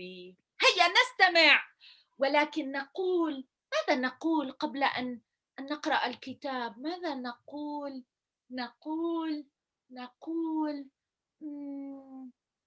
ماذا نقول؟ نقول بسم الله بسم الله، دائما نبدأ بسم الله بسم الله. كيف تعمل النحلة؟ نحلة. ما أجمل هذه النحلة، كم تبدو جميلة. تبني النحلة خلية. نحلة نحلة خلية خلية. نعم. تمتص النحلة رحيق وردة. وردة وردة ووردة وردة وردة. النحلة أصدقائي تمتص الرحيق من الوردة. أين الشمس؟ أين الشمس؟ يا شمس يا شمس. ها هي الشمس. نعم نعم نعم. فالنحلة تعمل في النهار. تضع النحلة الرحيق في الخلية. انظروا، تضع الرحيق في الخلية. سبحان الله سبحان الله. تحرك النحلة الرحيق بذيلها. هذا ذيل النحلة. انظروا، هنا هو ذيل النحلة، وهذه جناحات النحلة. جناح جناح. يتحول الرحيق إلى عسل. سبحان الله سبحان الله. ومن ثم تغلق النحلة الخلية الممتلئة عسلا. شكرا يا نحلة. شكرا شكرا يا كتابي. شكرا يا كتابي على القصة على القصة. شكرا يا كتابي. شكرا يا كتابي. إلى اللقاء إلى اللقاء. إلى اللقاء يا كتابي. والآن هيا أحضروا أقلاما وأحضروا ورقتان. سنرسم شيئا سنكتب نحل نحل. هيا بنا هيا نفتح. هنا أنا سأفتح لوحتي، ولكن أنتم أحضروا قلما وورقة. بسم الله بسم الله بسم الله. دائما نبدأ بسم الله. أرسم دائرة. دائرة. واو. أرسم صدر النحلة، ومن ثم بطن النحلة. جناح جناح آخر، وجناح وجناح آخر. أرسم قرون الاستشعار. قرون الاستشعار. عين النحلة، ومن ثم فم النحلة. النحلة تبتسم. ما لون النحلة يا ترى؟ ما لونها؟ ما لون النحلة أصدقائي؟ هيا. أصفر. أصفر. نعم أحسنتم. شكرا لكم. النحلة أصدقائي لونها أصفر.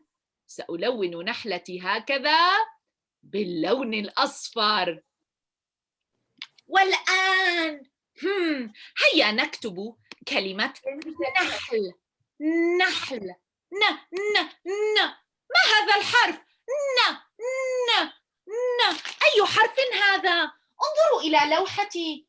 أي حرف؟ إنه حرف النون. إنه حرف النون. هيا نكتب حرف النون.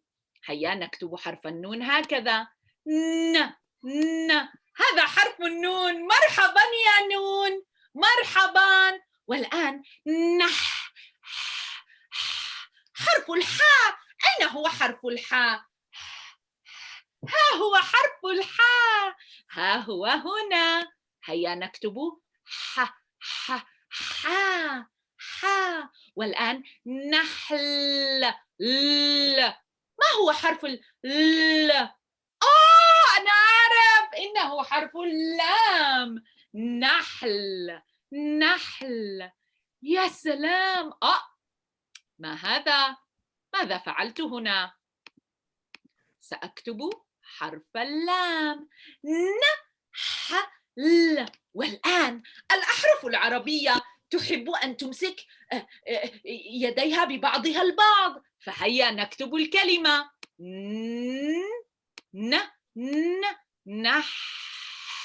نحل. نعم، هذه كلمة نحل. أحسنتم. هيا، هل تكتبون معي؟ من يكتب معي؟ أريد أن أرى. أحسنتي يا صبيحة، أحسنتي يا إيرام.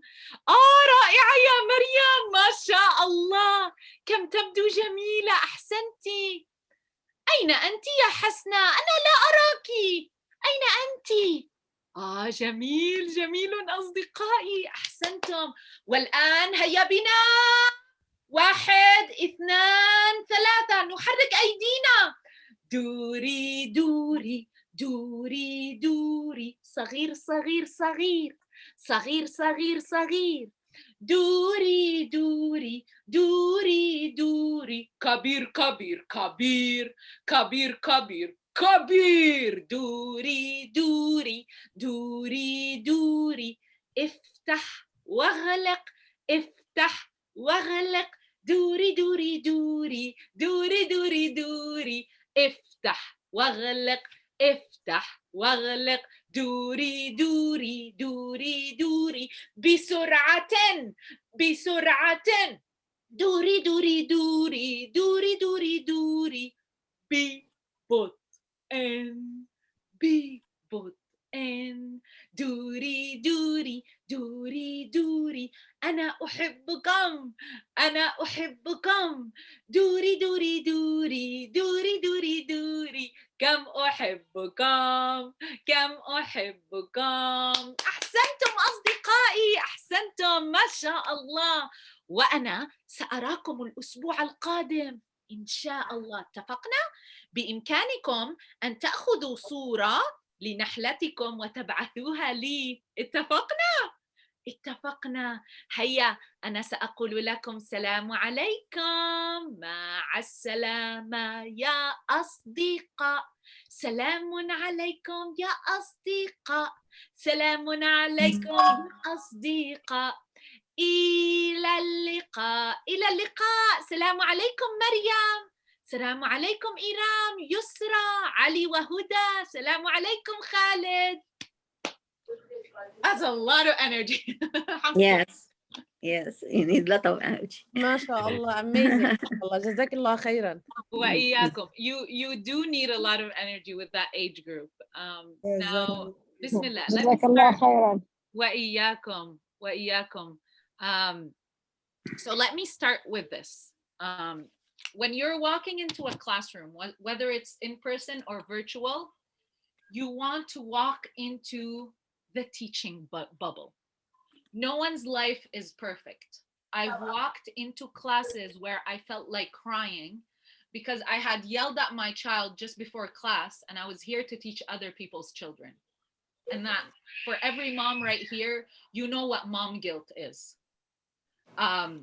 But I am in front of the class right now, and I need to do my best. And hopefully when I'm done with the class, what I tell myself is when I'm done with the class, I'll go fix what I just did with my own children. So you want to live in your bubble. I know there is no worries-free life. Everyone has their own worries, whether it's family, whether it's your children, whether it's bills, whether, subhanAllah, we each one of us has their own struggles. But you want to try to walk into the classroom and act it out. Yes, we want to be genuine and we want to teach these kids. But if I'm not, you know, you want to try your best because you don't know what these kids are also going through. They might be having a bad day as well. You know, sometimes these children acting up in your classroom, it's not your fault. Sometimes it's not your fault. Sometimes things are not so well at home, so they'll come act up in class. You might be You might be so nice of a teacher that they feel comfortable enough to let it out in your class. Get it? So don't always think it's my fault. And teaching children, whether it's Arabic, whether it's whatever it is never just the teacher's responsibility. If teacher and home don't go hand in hand, it's very difficult. So you need to keep that in mind, because I sometimes feel guilty that I wish I could give them more lessons. I know if I give them more time, they'll be better. But sometimes you give what you can. You can't go beyond that. So what you can do is open communication with the parents, tell them what you recommend them doing at home, but at the same time, you walking into classroom and doing your best. And I'll emphasize on what Rula said, the intention. You need to walk into classroom with that intention. Ya Allah, I'm here to please you. You know, it's not only if it's not only I love teaching and I'm here to do what I love, but listen, I'm doing something even better. I'm doing this for Allah subhanahu wa ta'ala. And we just spoke about ihsan. You want to teach and know that Allah subhanahu wa ta'ala is watching. Allah is watching me teach. Am I giving my best here? Right? So you want to try to give everything you can. So as you can tell, I have a lot of props, and most of the time, yes, these insects, I made them, I drew my own, but you'll see me carry so many things from the kitchen. And my husband always complains that what is the honey doing upstairs in the room? I'm like, well, I had a class and we spoke about honey, but I forgot it. So I'll bring anything I can. And props with this age are super important. Now, right here, I'm teaching Arabic to non-Arabic speakers. So there are key points to keep in mind. Repetition, repetition, repetition. You want to always repeat yourself. And even Arabic speakers, even when you're teaching, speakers, you want to keep that in mind, because sometimes you'll have, I think someone mentioned it, you have some kids that are daydreaming, so you make sure you repeat it. And I repeat myself a lot, even when I'm saying Salamu alaikum, I try to say Salamu alaikum to each object I have. Now, I went faster than what I would do normally. I would go a little bit slower. I would have more interaction, but for the sake of time. I rely a lot on rhymes and songs because I believe that these are captivating for kids and they make the learning a lot more engaging for the younger age. And honestly, that started from, me trying to figure out why does a child enjoy regular school or even library activities in English, but not in Arabic. So I was, you try to bring in things that will make the learning more engaging. Okay, so I'll go, if we can go to the next slide. Okay, so just before the 5 senses, I really want to talk about first impression. The first impression you make, it makes a huge difference. When you walk into class with open arms, Salamu alaikum, everyone. You want to try to name out each one of the students, make sure, that contact is there, eye contact. And something important with online classes, sometimes we're talking to the screen. So we're not making eye contact with the kids. But now if I look at the camera, I'm looking at you. And you want to make sure you're not yes, you want to look at the screen and know what the kids are trying to do, what they're doing, but you want to make sure you go back to that eye contact. And that's the tricky part with online. And you want to make it as positive as you can. Okay, so let's talk about the 5 senses. You want to try to engage as many senses as you can, because the more senses you engage, the more efficient the learning is. So there is a saying, when I hear, I forget, and when I see, I remember. When I do, I understand. So I could be sitting here talking to you about insects all day, especially if you are a non-speaker. You could walk out with nothing. But when I show you a dhubaba, you're like, okay, I know what you're talking about. So dhubaba could, you could remember the word. After one time, you could remember it starts with the, it's the something. So that makes a huge difference. When I do, so we spoke about nahla. I understand. I lost my nahla, but it's okay.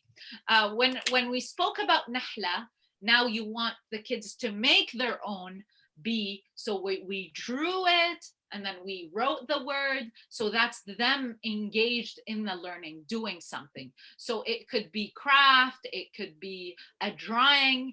Honestly, with that age, I feel like drawing is much easier than crafts, unless you are doing a simple craft, because sometimes crafts, you're not there beside them, and if a parent is not present, then it's not the easiest.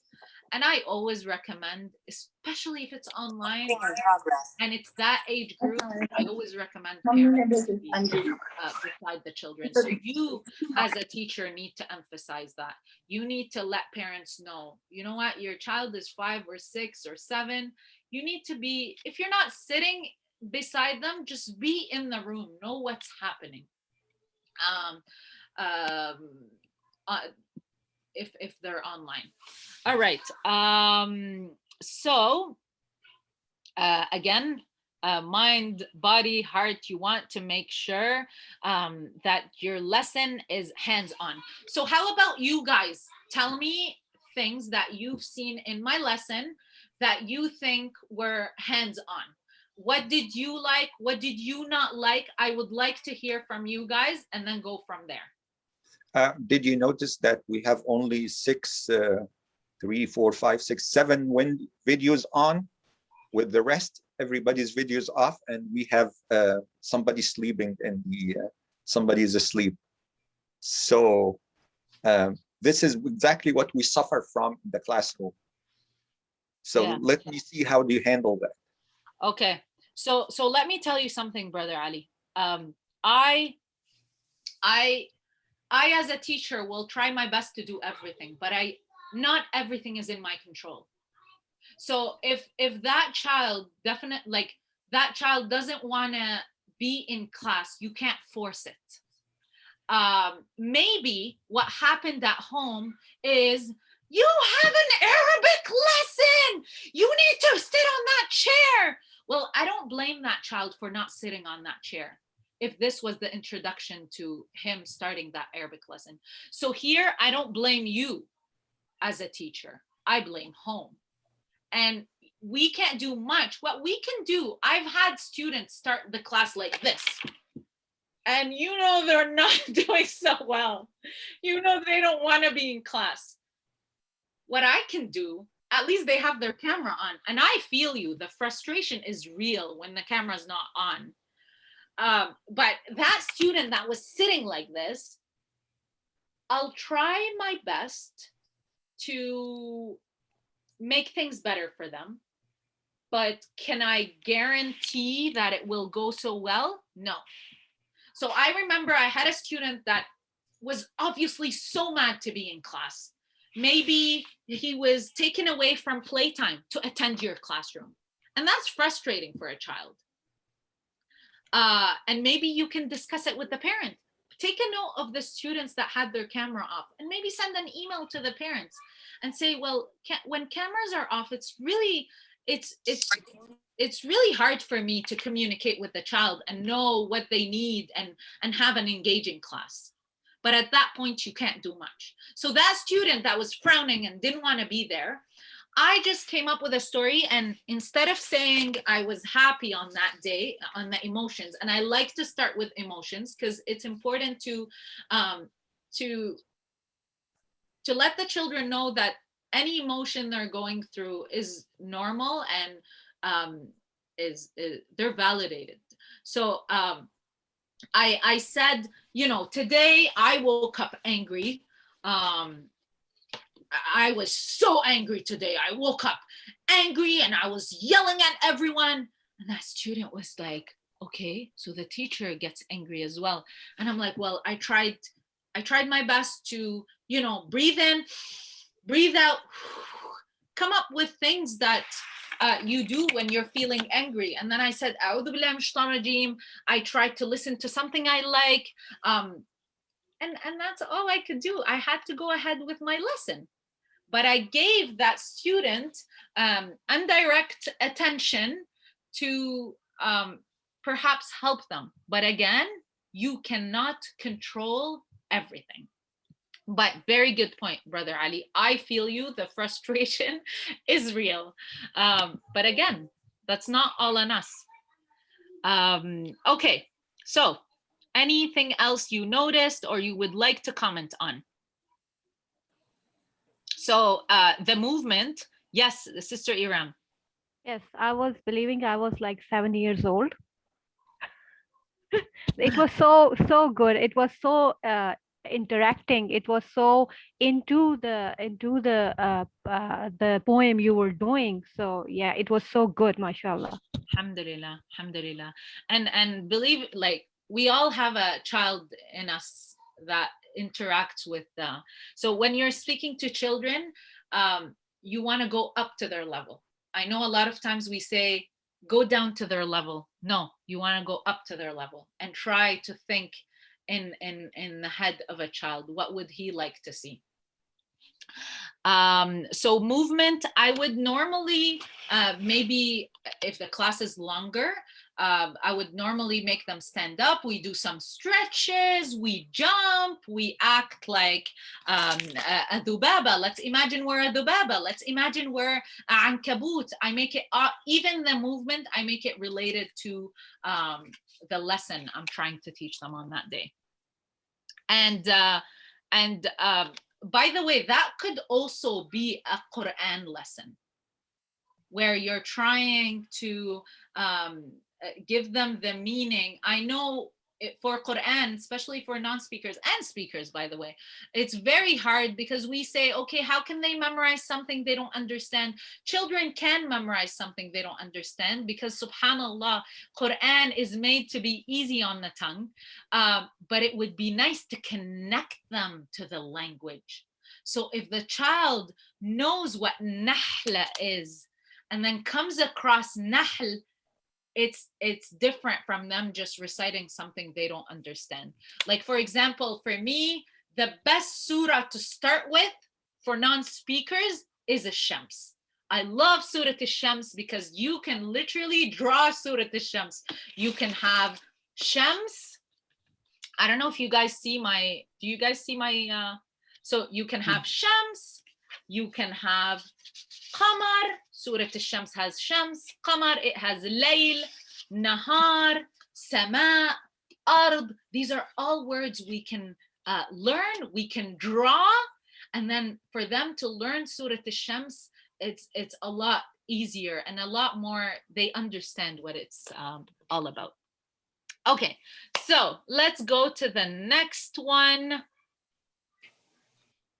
All right, so I teach Arabic to non-Arabic speakers and I don't translate. And the reason I don't translate is because I think translation is an easy way. I could say Shams is the sun. But I believe if we give the brain, the child's brain, an extra chance, they can translate it for themselves. So I say Shams and put up a prop, a drawing, something, a gesture. I put up asal instead of saying honey. So I believe that the brain, well, I believe studies have shown that if you give the brain an extra chance to work harder, they'll appreciate that information a lot more, and they'll retain it faster. Okay. And what we can do is before class, just so people are not completely lost, what you can do is, okay, today I'm going to cover 4 insects, and I'm going to cover, let's say, I can do like a sheet of translated words. So these are the keywords we're going to be talking about today. Here's the translation before class or after class. You could do that just so parents can follow up with their children and so on. We spoke about repeat often. I repeat myself. Keep it very simple. So especially if you're dealing with with a second language, third language, you want to keep it as simple as you can. And by the way, that beginning of the class where I sang Salam Alaikum song and we did the emotions, I repeat that every class. And the document the document that we sent you guys, we also do weather, we also do, so these are the things you want the child to keep repeating every class, and hopefully by the end of the year they can actually ask someone and say Salamu alaikum kayfa haluk, because that was part of the song, you know. Make it fun. You want to make it fun, engaging, and the rhymes are so helpful. Honestly, some of these children, after 2 weeks or so, they'll start repeating these rhymes. They'll start playing while repeating these rhymes. That's something I really recommend. Now, I know Arabic rhymes are not always easy to find. I recommended some YouTube channels that have great rhymes. And I also create my own, because this is what I do. I create children programmings. I come up with songs all day long. So anything that comes to my mind, I write it down and try to put it out there. So I share most of my things on my Instagram account and my programs, of course. Okay, so I wanted to speak about the 5 minutes rule. So we know what a child's attention span looks like. So we want to try to change up every 5 minutes. Okay, so if you're reading a story, don't let it last more than that. Okay, especially that age group, especially if it's a second language. So you want to, I started with songs, and then you want to go ahead and play a game, or the props. That's changing activities. Me going from one thing to another is changing up. You don't want to be the only thing on the screen and things are not moving. You want to move things. You get up, we're moving our arms, we're doing a craft, you're telling them to take out a pencil and a paper, and so on. Okay. I have chatted a link to a surah that's made with pictures. If you guys, this is an example of what you're just saying about pictures, making the ayahs like pictures. That's the dark. So if you click on that link, you'll see the example. Very nice. And it's Surah Al-Shams too. Right, Surah Al-Shams. Yes, yes. Beautiful. Could you send it as a text on the website? Yeah, it's a chat. It's on the chat. Sorry, when I tried to open it, it actually said that there might be a risk in that website. So just, I think depends on where you're coming in. I didn't let me open it. My website, so don't worry. There's no risk. Oh, no, but it wouldn't open, I mean, so it didn't actually let me open it. Oh, really? I opened it. It wouldn't let me open at all. My laptop won't let me open it. Okay. Okay, inshallah. And a list of the surahs that have been made is right here. It's Quran.islammercy. This is a list of the surahs that I did the pictures for, if you want to use this. This is a perfect example for collaboration. When you have something, you give it to other teachers. Thank you so much, Brother Ali. Yes, Jazakallah khair. And this is one of جزاك the الله things. خيرا. وإياكم. The links are in the chat window at the very end. I think it saves it. So feel free to, if you have teaching a surah and you would like surah that's not here, it's not in the list of surahs that I did, 1, 2, 3, 4, 5, 6, 7, 8, 9. I did about 12 surahs, but if you would like me to do your own surah that you're teaching, just let me know and I will prepare it for you. That's very nice, mashallah. Alhamdulillah. Beautiful. Thank you, Brother Ali. Ines, are we, Yeah, are we on the last slide? Wait. Alrighty. So I'll go quick on this one. The art of storytelling. Stories are for everyone. Rola started with a story for the older kids. Allah subhanahu wa ta'ala uses so many stories in the Quran. Humans love stories, learn and enjoy stories. So don't try your best to come up with stories, even if it's a story that you come up with between letters, between animals, between, just go full on with young children. Honestly, be creative. Don't be shy to use expressive tones, yell, move sound, use sound effects. Just go full on with young children, because if you have that energy, they'll feel it and they'll want to stay there. And that's what I wanted to share with you all. And collaboration, honestly, collaboration, just like what Brother Adi mentioned, there are so many resources out there. So don't waste your time to recreate things. Just look for resources, look at what other teachers are doing. Yes, it's beautiful to be, you know, even if you recreate what others are doing, you're still unique in your own way. So let's focus on making our classes as engaging as we can. Alrighty, so lesson plan. What do you think the topic was of my lesson? What did I want to focus on? Insects. Insects, yes. Beautiful. To teach them big and small, and ana ara, and the Quran. Using visuals helps a lot. You were teaching a lot of things actually. Yeah, yeah, yeah. And sometimes, a lot of times, if you're, this would not be a lesson that you give and that's it. You would go back to it and redo the same thing. We have this misconception of, no, I need to come up with something new. Kids are okay with repetition. So kids want to see repetition. So let's say next class, if I'm doing something different, I would maybe go over the insects just really quick before we go with something new. Or maybe create some sort of transition. Umayma said makhluqatillah, connecting these kids to the Quran, to Allah subhanahu wa ta'ala and his creation. So yeah, that's it. Material needed. You guys saw what I have. I honestly made these maybe 2 years ago, and I still use them in so many things. So everything you create, you can reuse anytime. And that's it. Right? So now I think we just have you guys go into groups again.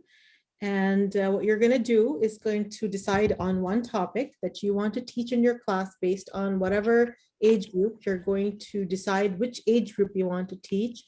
What is the objective? What do you want the kids to walk out with? And then you are going to, just like the breakdown of the lesson plan, what is my objective? If there's a craft or role play, or what is the fun thing in there that will reinforce that lesson? How am I going to use any scenario that's going to anchor into their real life. Like they're going to be able to relate to that topic with their real life. So you would want to do that in your groups and come back and share how you will teach that lesson. So you don't have to teach it to us, but you can share how you broke down that lesson plan and how you did based on whatever topic. The topic is something that you will choose based on what you've already done in your class or something that you may find even difficult, because it'll be good to have a couple of teachers with you collaborating, inshallah. So if you have any questions, please let me know, and that way we can get them answered before you go into your rooms. This time you might have like about 3-4 people in your groups.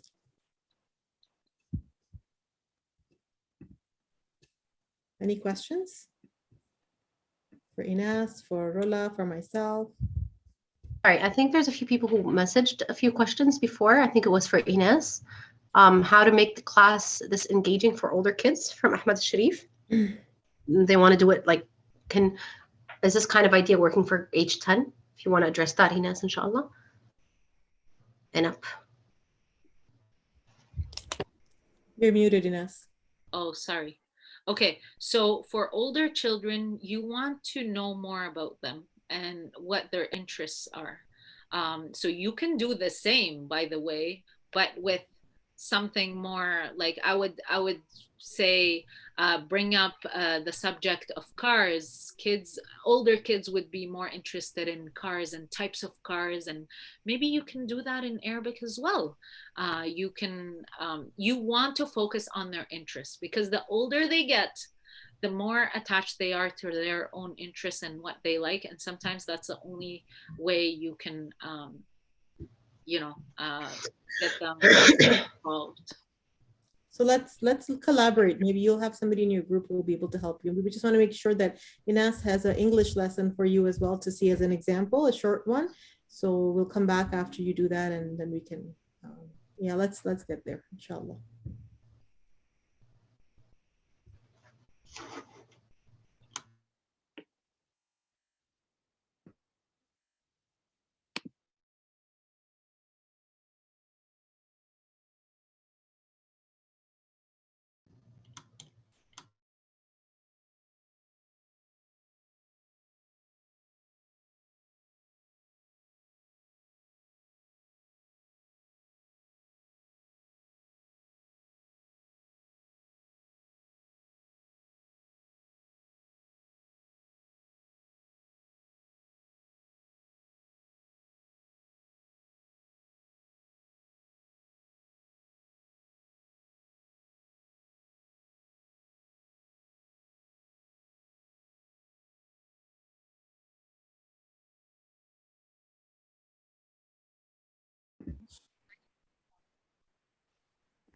Assalamu alaikum, Husna. Welcome. Happy to see you. I know, happy to see you too. Yeah. I didn't think we'd get to see each other until school actually started in person. Yes, so alhamdulillah, we saw each other now. Yeah. My friend is TAing for your Arabic class. Okay. She might not be as good as I am. I know sometimes it's hard to beat me, but inshallah, you guys have a good time. You are very good in emails. You're excellent in emails. Thank you. And in helping me a lot of things. Thank you very much, Hasna. Thank you. Thank you. Yeah. I think everybody's back. Assalamu alaikum, everybody's back now. So before we share what everything you did, we're going to go with Ines to her English story really quickly, and then we'll come back and have you guys share what your lesson plans were. All righty. Okay, so the same way I start my Arabic lesson, I also start my English lesson. I like to start with songs. It's up to you. You just want to make it as engaging as you can. All righty, are you ready? Bismillah. Assalamu alaikum. Oh no, it's blurry. Assalamu alaikum, train is coming. How are you? Choo choo. Salam alaikum, train is coming. How are you? Choo choo. Salam alaikum, train is coming. Salam alaikum, train is coming. Salam alaikum, train is coming. How are you? Choo choo. How are you guys doing? It's so good to be here. All righty. How are my friends doing today? Today I was talking to a friend and I was complaining to her because I was so mad at another friend. Yes, I was really, really mad. She did something mean and I wasn't so happy about it. And you know what my best friend told me? My friend told me, it's okay, Nas. You know, Allah subhanahu wa ta'ala is watching and he'll reward you for your patience. And that got me thinking, Allah subhanahu wa ta'ala is watching me all the time.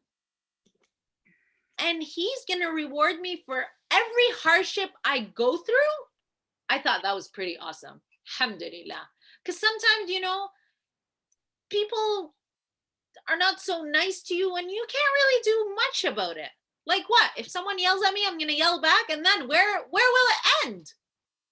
You just, you know, try your best to resolve it or walk away, right? And that also got me thinking about Allah subhanahu wa ta'ala. How Allah is so great that he could watch each one of us individually. And then I thought, but where is Allah? If he can watch me here while I'm in Toronto and he can watch you there while you're in the US, subhanallah, where is Allah? And that's why I looked up for a book, of course, because Teacher Inez loves books. And I think there is a good book for every subject. Well, I found this one, Ilyas and Duck Search for Allah. Yes, this is an amazing book by Omar Khawaja, and the illustrations are done by Leo Antolini. It's a great book. You guys want to start? What is that? I don't see any excitement. Yes. Okay, well, Assalamu alaikum. Do you want to start the book? Yes? Yes. Yes, please. We Yes. are very excited to it. Thumbs up. Thumbs up. Thumbs up. Tell me thumbs up. Yes. Okay. Now, thank you. Now I can start my book. Yes. Okay. Bismillah. Are you sure you want me to start? Okay. Yes. Okay. We changed our mind. No. Start. All righty. So one night, Ilyas snuggled into bed and thanked Allah for his mother, father, and best friend Duck. Where is his best friend? Can you see where his best friend is? Where is his best friend? Sleeping. Oh, yes, here he is. Good job, you guys. You have your eyes open. Good, okay. Then, as he slowly drifted to sleep, Ilyas began to wonder, where is Allah? Now, you guys tell me honestly, have you ever wondered where Allah is? Put your hand up. Put your hand up if you ever asked that question. Yes? Oh, I see Husna's hand up. Yes. Rola's hand up. Oh my God. I feel like each one of us, at least once in our life, we ask ourselves that question. Well, what do you think Ilyas did?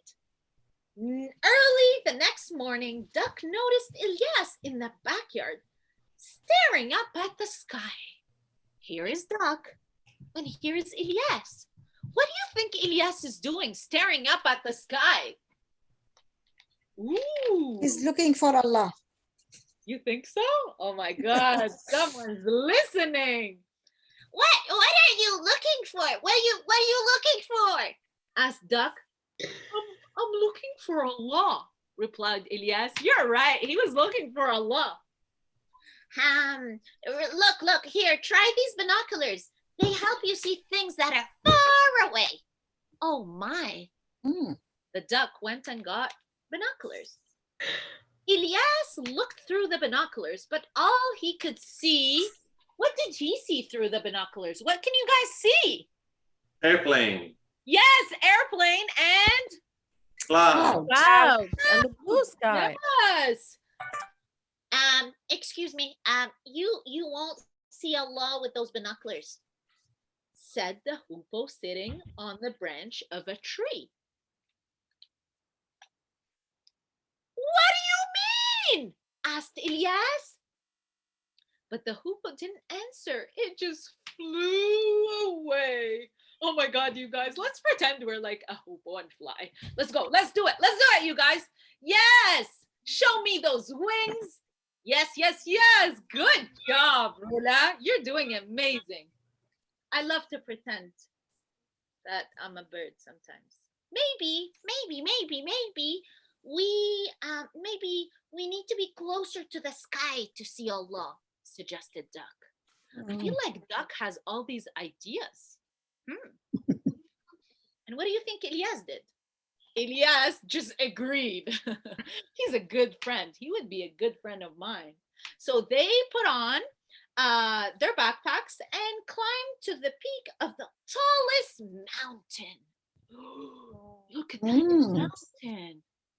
What do you think? That's not safe. That's not safe. Maybe they had permission to go. Oh. And by the way, Rola, like, do you really think a duck friend is real? This is all imagination. We're imagining this. Okay. They found an alpine ibex. Yes. So Ilyas said, excuse me, we're looking for Allah. do you know where we can find him? Yes, replied the longhorn goat. Allah is all around us. He made the mountains as tall as can be. But you can't see Allah like you can see me. Oh no. How do you think Ilyas felt? And that goat just trotted away. Maybe Allah is somewhere in the ocean. Yeah, maybe he's somewhere in the ocean, suggested Duck.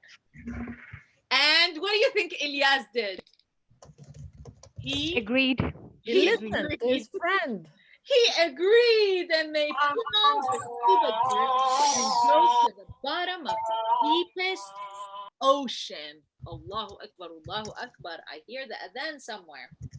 All right, so they kept looking for Allah. They kept looking for Allah up until, what do you think Duck suggested? Duck suggested they go to space. Oh my, they went to space. There were millions of stars in space and the beautiful earth. Ilyas said, whoa, this is amazing, subhanallah. Duck said, it sure is, but I mean, like, where is Allah? I think I know the answer, replied Ilyas. Now I understand what all the animals were trying to tell us about Allah. What do you mean? Asked Duck. Well, Duck, Allah is the one who made the universe and everything else that we see. From the mountains to the oceans, even you and me. But we can't see Allah the same way I can see you. We see Allah through all his creations, and through them, we believe Allah to be true. That night, Ilyas laid in bed, smiling.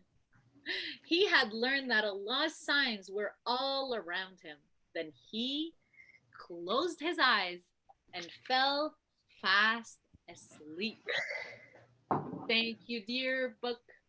Thank you, dear book, for a beautiful story, for a wonderful story. How did you guys like this book? We like it so much. Awesome. Alhamdulillah, that's great. I want each one of you to tell me one of the signs of Allah subhanahu wa ta'ala. It could be something around you. Just like Ilyas saw a goat and thought of Allah subhanahu wa ta'ala, I want you to think of something that you came across today. Okay? My mom and dad. Let's think of that. My mom and dad. Your mom and dad, that's beautiful. Yes. Myself. Yourself. Yes. Look at yourself in the mirror. And think of how Allah subhanahu wa ta'ala is so merciful. He created you, the person you are, this beautiful person. Yes, mashallah. Good job, you guys. And for the sake of time, this lesson was the fastest lesson I've ever given in my life. Jazakallah khair, Inas. That was wonderful. And if anyone has any questions, you can certainly ask. But before we do that, let's get a couple of groups to volunteer and share what they decided to do for their lesson. Who wants to go first?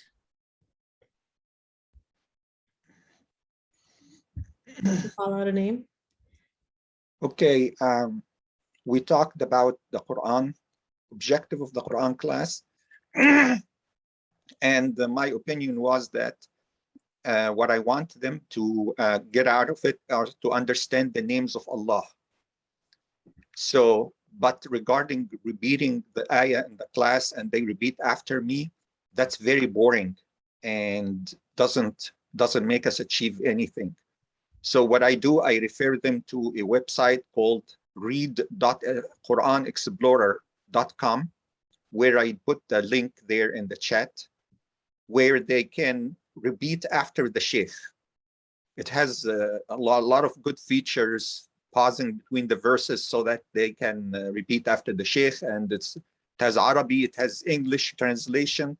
It can recite in English, it can recite in Arabic. It's a very good website that I refer them to the website for actual memorization.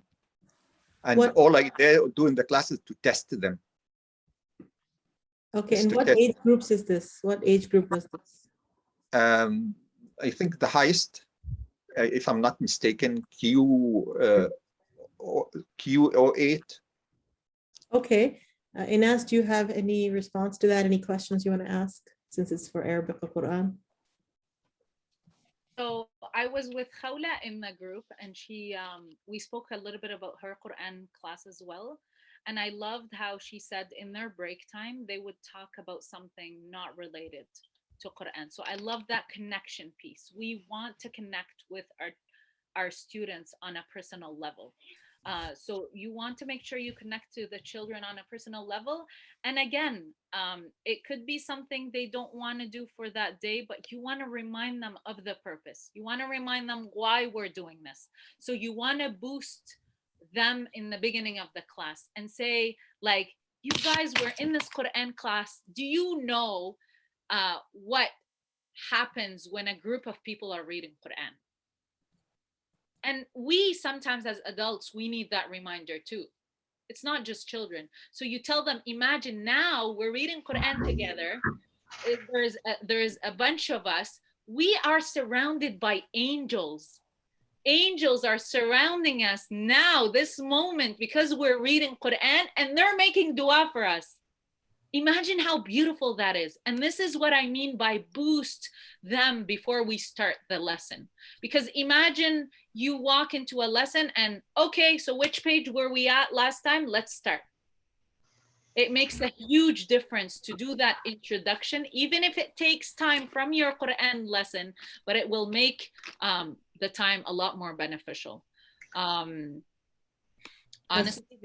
that's it. And trying to, even Quran memorization, maybe you can have someone like say an ayah and then tell the other person to finish it, and so on. Try to make it as we try our best, and telling stories of the ayah and say, you know, this ayah speaks about this and that, taking the time. Because I've been to Quran classes where the teacher said we don't have time for tafsir.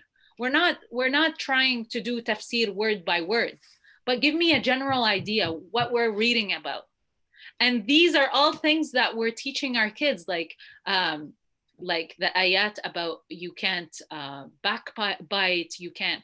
These are all things we need to teach our children. So let's not separate Quran from life and then say, well, our kids don't apply Quran in their life. Well, this is what we're doing in our classes, separating. No, let's make it more a connection time, why we're reading Quran. Remind them every class why we're reading Quran, and that Allah subhanahu wa ta'ala loves us so much, he's talking to us through the Quran. Because if you, who doesn't love, if you love someone, you want them to talk to you. Well, it's that same relationship with Allah subhanahu wa ta'ala. He loves us, he talks to us through the Quran. So reminding the children of this, and again, you're not responsible for the outcome, because someone could walk into classroom with like, I don't want to be here, I don't want to be here, and there's nothing that can change their mind. You can't do much other than talk to the parents and try to collaborate. And Huda just said, خيركم من تعلم القرآن وعلمه. Yes, and this is like a hadith from the Prophet, and we want to remind ourselves, because sometimes class could be tough. You want to remind yourself that I'm doing this, inshallah, for the sake of Allah. And look how other people out there are doing it. Try to get ideas and make a lot of dua that, you know, you succeed in this. May Allah make it easy on you. Can we get one more example, one more group? I'm going to call out. Husna, did you have a group that you were in?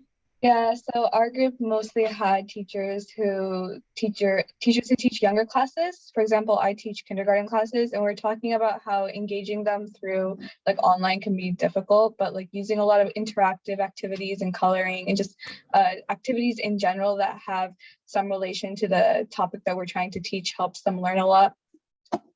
Did you come up with a topic and an example? We didn't necessarily come up with a topic, but as an example, I teach a Quran class, and we're talking about how with ayahs of the surah, we like to have the children color the meaning. And so it helps them connect visuals as well as the meaning of what they learned from the ayah. So kind of what Dr. Ali talked about earlier with his website. Okay, wonderful. I did want to point out, a lot of you are from the same school, I know, from California, right?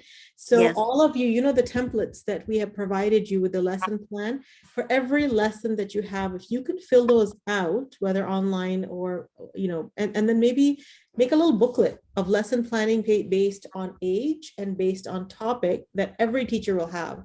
So that booklet will say, all right, I want to teach this 10-year-olds. Let me see what they have. And then they go through it and they have a lesson that maybe one of you guys have created, and then you've put some crafts in there. And let's say the other person comes up with some other options for crafts, other options for so they can add on to it. And so you'll have 2 or 3 different points of views, maybe even have a teacher training day or teacher collaboration day every quarter, if possible. And maybe the administration needs to consider that. And, you know, that would be very beneficial, because in the end of the day, what we're trying to do when we teach children Islam is to build a connection. Yes, we want them to know things, but more importantly, it's just like taking a plate. You want to feed your child, you can either feed them small bites of good, healthy food that they're going to enjoy and not get indigestion by stuffing them with everything that, you know, you've cooked, or, you know, you can decide what you want to do with this, because I have seen children walk away from their deen because of their Islamic school. So we got to remember that our ultimate goal is to have them connected in a positive way. And all of you are not counselors, of course. You may not be trained in dealing with all sorts of challenges, but try to be empathetic that, okay, I don't know what's happening in your life, but I can see something is wrong. Would you like to talk about it? Sometimes that's really important.